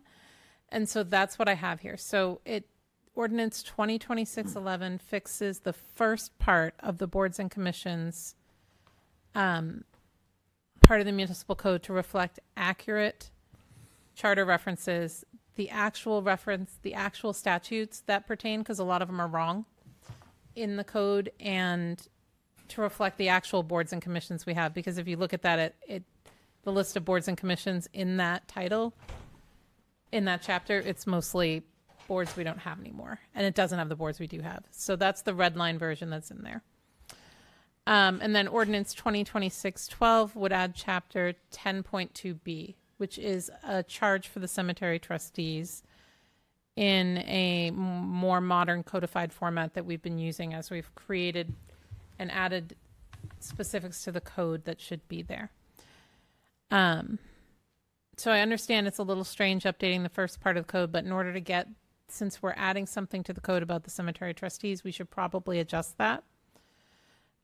Alternatively, there's a previous version that was put on the table of the boards and committees one.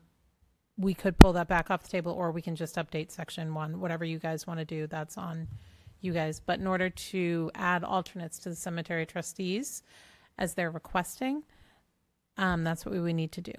And we're proposing the public hearing be on September 14th because we got a lot of them on the 17th already. I have a question on the red line document, a couple of them. Municipal Records Committee. Yes. Where did that come from and what is it? That is a statutory committee under RSA 33A-3A. Let's see if I got that right without looking at it. RSA 33, yeah. I see the RSA. I just don't know. We didn't discuss that one, so I just wonder where it came from. No, that one you don't have a choice about. Okay. That's the council can't make that committee. It exists via statute. It has statutorily determined members, which is a member of the assessor's office, the town clerk, the tax collector, the treasurer, and technically all of you. In the past, a representative of the municipal board sits on it. So would I have to appoint somebody to that? You could absolutely appoint somebody to that. Honestly, it's the first I heard of it, so I just wanted to make sure that the public. I see a big smile, so. That's a function of the clerk. Yeah. Okay. To manage. Okay. So, I mean, that would be something you'd want to work through with the clerk. Okay. Do that. Again, it's by statute. It is required. It's not optional. We're trying to make sure that we have all the boards and committees listed in here, and we spell out their functions, because for this very reason, you didn't know it existed. So people should be able to look and say, yep, here they all are, and here's how they all work. And in towns and cities that have a charter, they're listed in your code. I just know that in my time as the chair, I've never appointed anyone to this board, so. I know. So that is helpful. Thank you. Yeah. Go ahead, sorry. I was going to say it's only really been meeting really regularly for about the past year. So.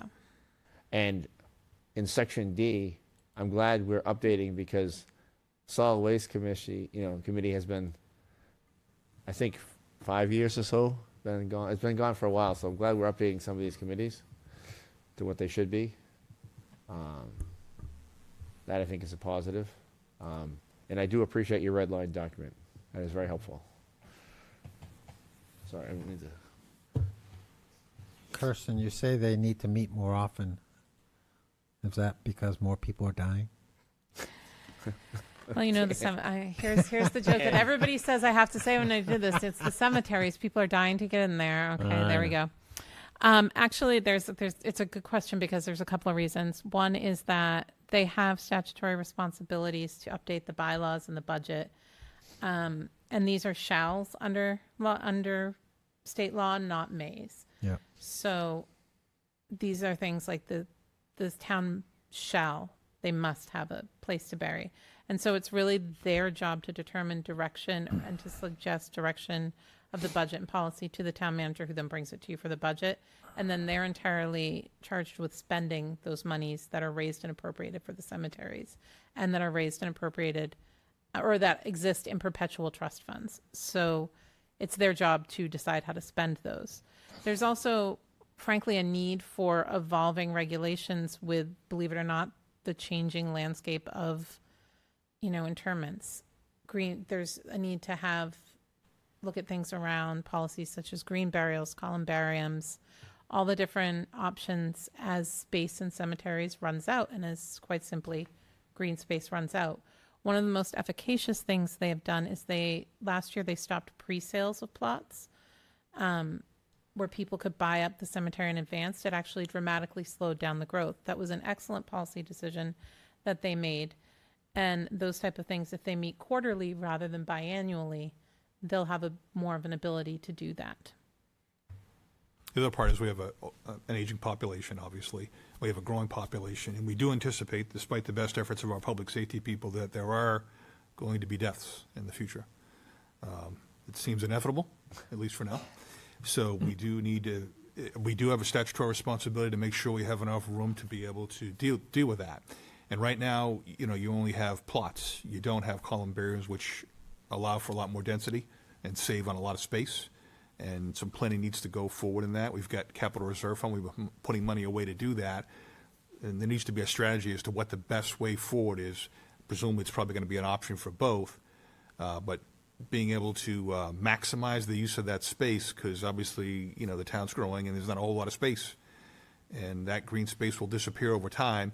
We've been around since 1722. We're going to be around probably for a very long time. And the decisions we make now for the long-term future of this community, it makes sense to be working on those. And right now there's two members. There's one that's consistently not there. That person's term is up in March.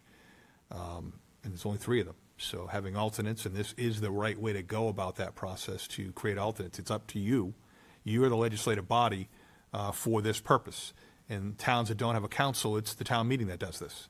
But you have that authority here, and that's why we're before you on their behalf making that request. So, Mr. Chair, I just want to say that I had concerns about this because the library issue, where we had the alternates, and I met with the town manager, and he explained to me how we're doing the right process here, unlike what they had done.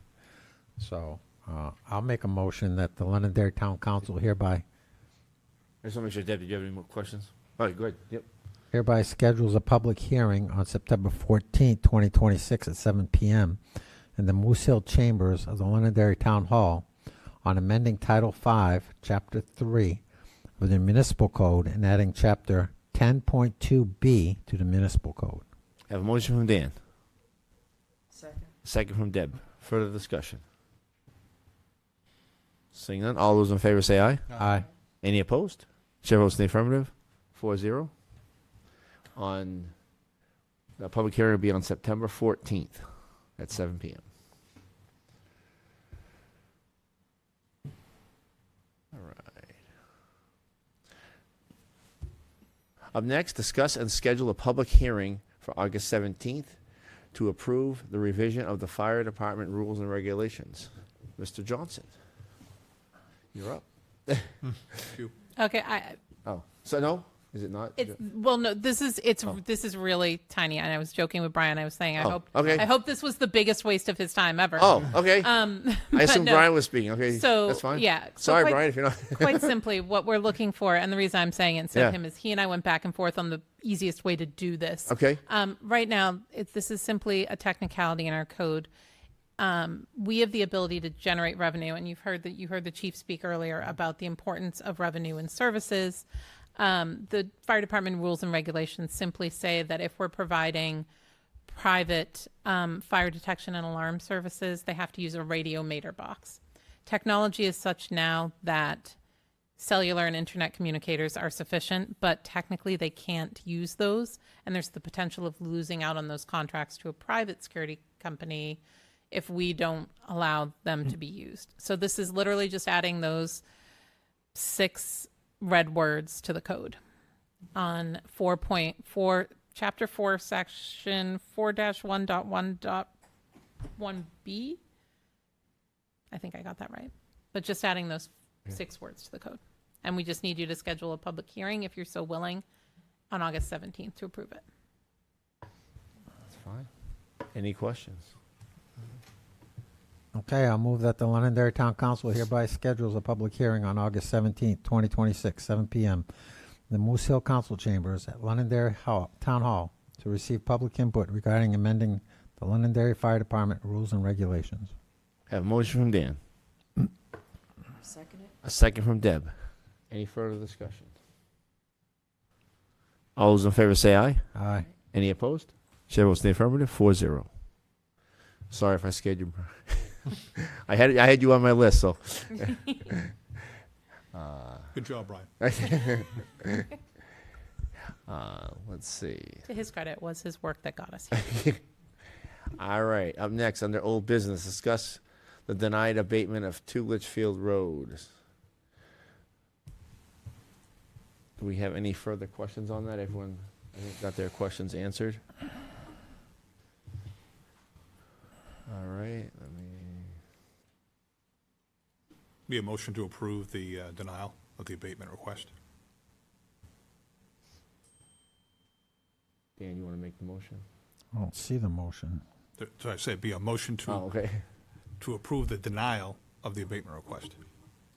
I'll make a motion that we approve the denial of the abatement request for 2 Litchfield Road. I have a motion from Dan, Second. a second from Deb. Any further discussion? All those in favor say aye. Aye. Any opposed? Abstain. Chair votes in the affirmative. 3-0. One. 3-0-1. Counselor Faber abstained.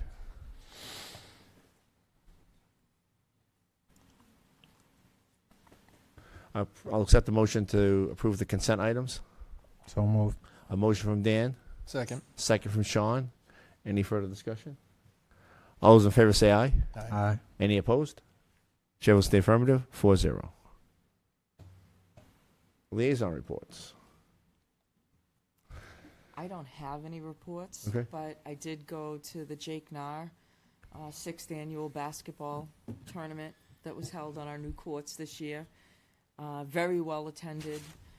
It's a very good cause, and that was very exciting. And I just want to remind everyone that I'm not on the committee, but Old Home Day is in full bloom. It is happening. I know a couple people have called me and are like, is there anything going on? And I'm like, I don't know. But I found out, and yes, there is. And you can go to the town website. You can find it on on Town Underground. You can find it in the Londonderry Times. It's all over there for everybody to see. We hope everybody attends and has a great time. And this year it starts on Tuesday with the library kicking it off, correct? Special preview event.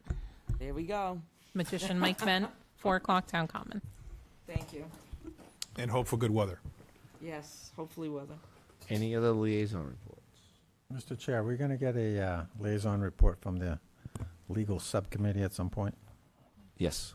Do you know when we might schedule that? I do not have a date. To be more accurate, we're probably not going to get a liaison report. Right. It'll be a action item. Just a report would be nice. Town manager report. So two things. I'll have Kirsten talk about the progress on water projects, give you an update on that. We talked Absolutely. about that. So. Thank you, by the way, for doing that. Yeah, no problem. Yeah. So I'll just be really brief about each of these. If you have additional questions, please let me know. I'm going to start up in the northeastern part of town. As you know, the Old Derry Road water main was constructed as part of the Southern New Hampshire water system to connect water systems in the north of Londonderry to water systems south of Londonderry to provide better redundancy and supply.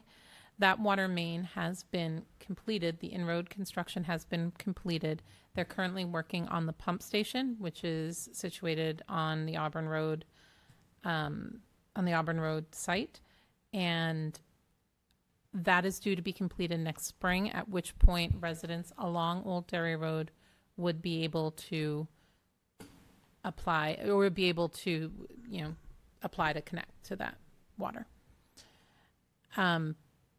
The completion of that is, and that line coming online would be a precondition for one of the applications we put in for congressional funds. That's to put in water lines on Calla and Lily. Calla and Iris. Sorry, I'm not a big flower person. I get them mixed up in my brain all the time. That more broadly, the congressionally directed funding, the two projects we have, they're currently making their way through subcommittee and through Congress. So we should have at least some information on the amounts if we receive those funds and the amounts that we received within the next 6 weeks or so. When we actually receive access to those funds. They haven't passed a budget in 15, 20 years, the federal government. We'll find out in March. Seriously. He and I have thought about this a bit. I'm saying we're going to at least find out the number. I didn't say we're going to get access to it in 6 weeks. I'm going to say they're going to publish that worksheet. He might owe me a Guinness. But yes, so we're working through that process. I am monitoring its movement through committee. Both of our projects did make it through committee. It's a little unclear if they made it through committee with the full funding amount, but I am keeping an eye on it, and I know the process is moving forward. Which brings me to the other projects that we have that are mostly we're working with Petengill. So that project is the only one in town that's not a partnership with Petengill in some way, shape, or form, whether it's our money or money obtained through a separate application process to DES. So we're headed down to South Road now.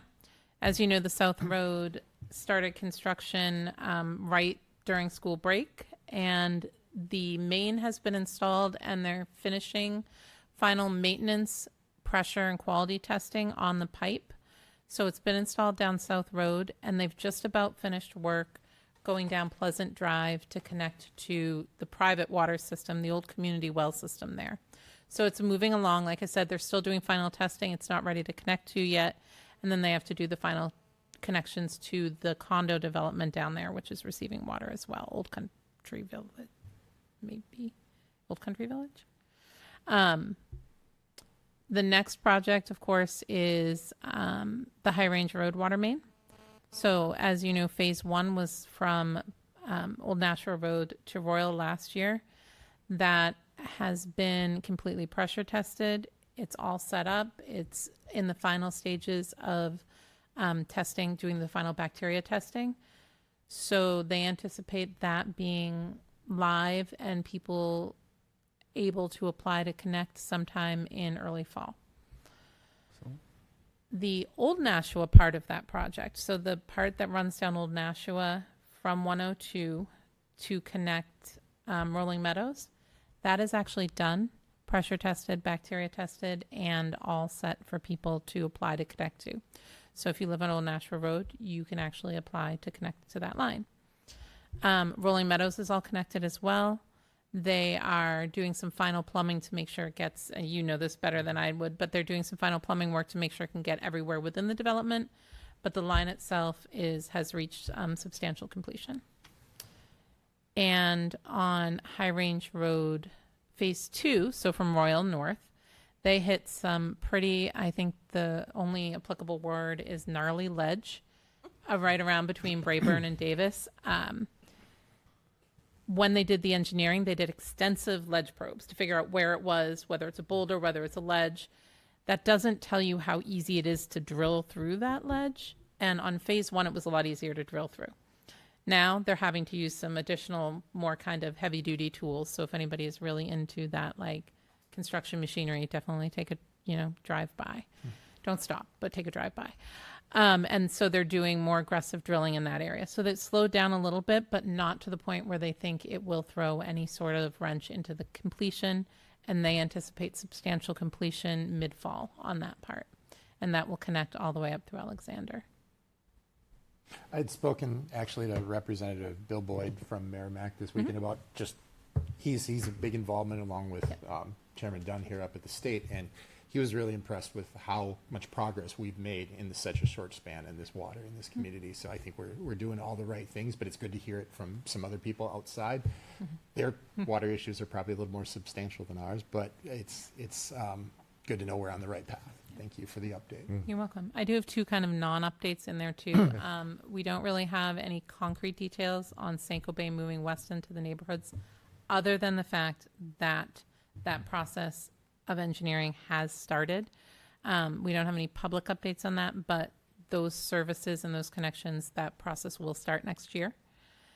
And I would encourage people in that area, if they get a letter from Penachuk, please open it. Look at it. It's actually, they're going to be asking for access to those properties so they can properly do the engineering. And the other update is on Ross and Tokenal down there in the EPA area. There has been some preliminary conversations about engineering, but Cannon Site Group is still working with the EPA on the final execution. They are in the final stages of that negotiation, though. Nothing to report on it yet, but they're still actively engaged in the process, and we'll get an update further later this fall. I think that's everything. I appreciate those updates. Thank you. Just want to talk about budget process. Things are well underway. Departments have submitted their items. We gave DPW some additional time. Of course, they had the biggest multifaceted portion of the budget, so those will be coming in a little bit later. Working with the CIP committee with Councilor Pauls on that, and we're making good progress there, and that's pretty much on schedule to go. So just as a reminder, in October, we're going to be talking about the warrant articles. Usually we do it in January. We're front-ending that because we have a pretty good idea what those are going to be to help streamline the process a little bit. The only difference is you have to keep in mind that the guidance that was provided by the council is default budget plus 1%. I won't know that number till probably I'll probably find out sometime around the middle of October. Usually that's when we get it. And then we'll have to finalize that, so you'll get that budget on November, I think it's 7th this year is when that Saturday meeting is. But you'll get it by the end of October. So just some...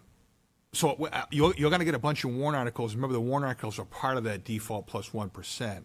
So I'm going to give all of them to you that we're looking at because I won't know what the number is going to be because I won't have it yet because we'll be talking about those in October. The other thing that we came across was this obviously is in regards to spending, the guidance default plus 1%. That's a spending amount. It doesn't have a direct relationship necessarily on what the property tax rate is. It's going to be similar, pretty close to. I think the objective was clearly the council wanted the control of the tax rate increase, which is typical of every governing body, right? That you want to try to limit that. But we do have circumstances like we talked about the cart service. So presently in the FY27 budget, we have $37,000 appropriated for cart.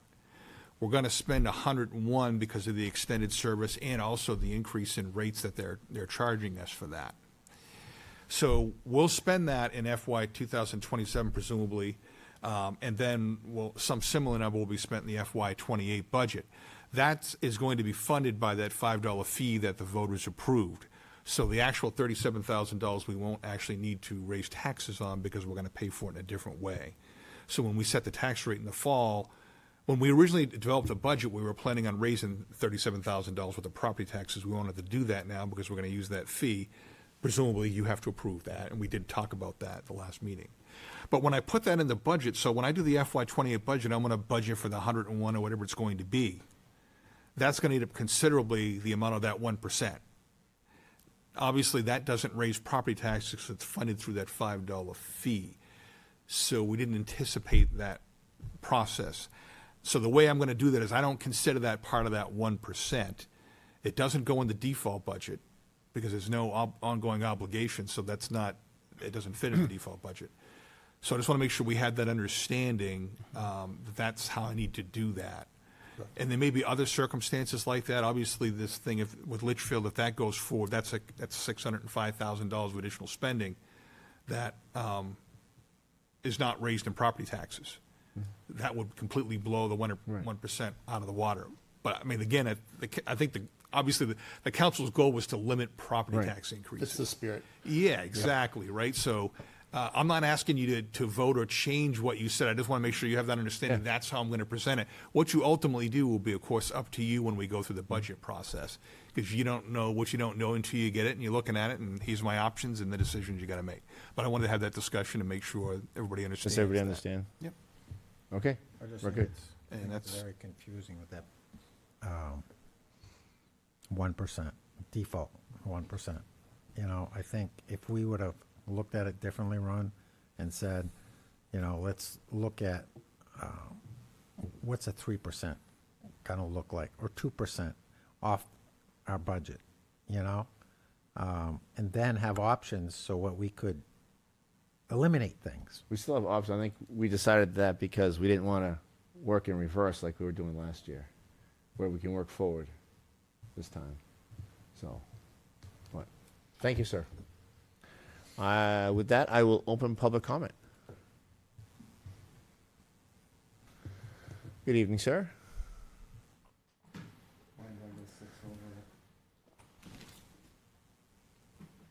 Just to get this straight, so we need an opinion, to release an opinion, to be more transparent. Yet you guys have referred to this opinion for months to justify your action. Transparency. I find it easier when you start a project. If you know the full details of the project, you can do things quicker.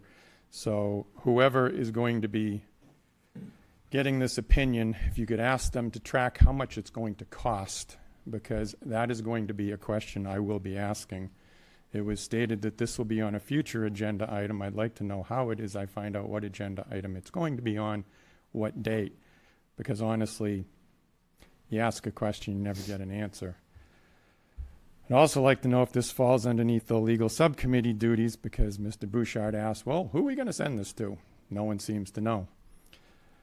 Then I'd like to know when the committee is going to meet, because it needs to meet in public. Second one, Councilor Bouchard was accused of releasing privileged information because he read, I guess, part of a legal, it's late, I don't even know what I'm talking about anymore, a legal opinion. That was the legal opinion I actually asked for, and now I've been told it's going to cost me $500 an hour for, I guess, some attorney to sit through and watch a video and figure out what I was talking to about this and that. But what I also find interesting is when Mr. Dunn read from the same opinion, he was not accused of divulging privileged information. I just think that's interesting. The last one, looking forward to budget season and all the budget cuts that have been stated are coming, because we have to cut the budget now to pay for all of these legal expenses that we basically have no idea how much it's going to cost, because honestly, some of you guys spend worse than drunken sailors. The difference is drunken sailors actually, when they're not on leave, get back on board the ship. They do their damn job. I don't see that here. All I hear is basically lies coming from the chair. We'll answer that. No, you don't. We'll do this. No, you don't. We don't kick things down the road. Yes, you do. All the time. It's embarrassing. Thank you. Anybody else in public comment? I've got something to say. Seeing none, I will close public comment. Go ahead. No, good. Good. I close public comment, but you can. I want to answer that question. When are we going to put it on the agenda? Is it can we put it on the 17th, or Put what on the agenda, Deb? the thing that Glenn was just talking about? You talked about several things. What specifically? The first one. The thing about the veterans, There's a lot of things to consider for the agenda, so it's not an instant answer. I understand wanting to know, but it's For the veterans' legal opinion, Deb, is what you're looking at? I'm Is that what sorry, it is? Dan. Are you it's looking just for the amazing. veterans? It's just very frustrating to sit here and work really hard and try to do everything right for this town and make sure you ask the proper questions, research all the documents, come up with information. There's no discussion. You're shushed, and your opinion is basically flushed down the toilet, and it's just like, shh, we're going to do our thing. Your thing doesn't matter. And I'm just feeling bad for people who are not getting answers, whether I agree with the answer or don't agree. Doesn't even matter. The fact is, these people are our bosses. Right. They deserve an answer. Would you say that to your boss? You're a manager. Would you go to the regional manager and say, I'm not going to answer you today. I don't feel like it. Deb, I just asked you a question. So specifically, You what? knew what what I type- was talking I did about. not. Several things were just addressed. What specifically? What was the one thing that So, gentleman okay. asked you for? So he asked you for several Previously, things, but he did. I have them written down here. Yeah, what were they? He asked about veterans tax credit. He asked about releasing of a document. He asked about the legal sub-review team. He asked about dates, when the subcommittee's going to meet. One thing he So, asked to be put on the agenda at the first public comment. okay, Deb, so that's what you'd like addressed. I will I'd get back just to you with the like to answer. give him some idea. Is I it do not have any idea. I'm not. August, I don't want to be September, accused of lying. October, So November, I don't have an December, answer. January? So, Mr. Chair, Or what's convenient for you? I don't have. It's. What do you mean you don't have? I don't have an answer for You you. have a manager sitting right there. Can you look at our docket and see when we have some space? there's other considerations of things that may need to be added or What is removed. consideration of Mr. things, Chair. Sean? Be clear. I'm Be not- Okay. clear. Okay. Can you Just be clear. can That's you all let I'm me answer, or I just won't asking. answer? You them? answer. Answer Okay. specifically. Go ahead. Okay. You think nothing comes up that gets added or removed from the agenda in between now and by the time the agenda's set? There are lots of other things that come up for consideration, some other things that happen tonight that may or may not need something to be added. It's not like this is the only sole thing that's going to change in the agenda. To be honest, Sean, I wouldn't know because nobody shares that information with me. I see a draft agenda. I see nothing else except, oh, by the way, there's an update. So to answer your question, no, I don't know, honestly, because I don't see it. So you might know. You're privileged. I'm not. Okay. That's all there is to it. And the fact is, this hiding of crap has got to stop, Ron. You Okay. have to. Not you, Sean. I'm not talking to you. You're the vice chair. I'm talking to the chair. Ron, you need to do this. It's a disservice to the public by not just being forthright and honest. It's a disservice to me. Okay. It's disrespectful to me as a fellow counselor. Okay, Deb. I just want an answer. The I- answer could be as simple as saying, Mr. Mulholland, could you look at the agendas and see which one seems to be the lightest? We could potentially, keyword, potentially put it on this agenda. I cannot do that until I talk to legal about it. Are I'm you not going to gonna say talk it. about legal for every little thing? This is ridiculous. So, Mr. Chair, just to refresh your memory at the beginning, Mr. Douglas came up. He asked about the legal opinion that we were given for the veterans tax credit. I asked you, what attorney are you going to ask? Are you going to ask the $500 attorney or the one that actually gave us the opinion? He gave you You an said- answer. I gave you an answer. Sean, I'm not talking to you. Please I gave don't you an interrupt. answer. Please don't interrupt, Sean. Interrupting you. Okay?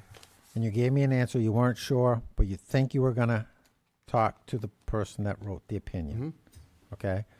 I think what Deb is asking is that once you get that opinion, all right, can we put it on the agenda to answer Mr. Douglas's question? I don't think it should wait 6 months or weeks. I mean, I know we have the 17th coming up, and then after that, we're very limited on meetings because of.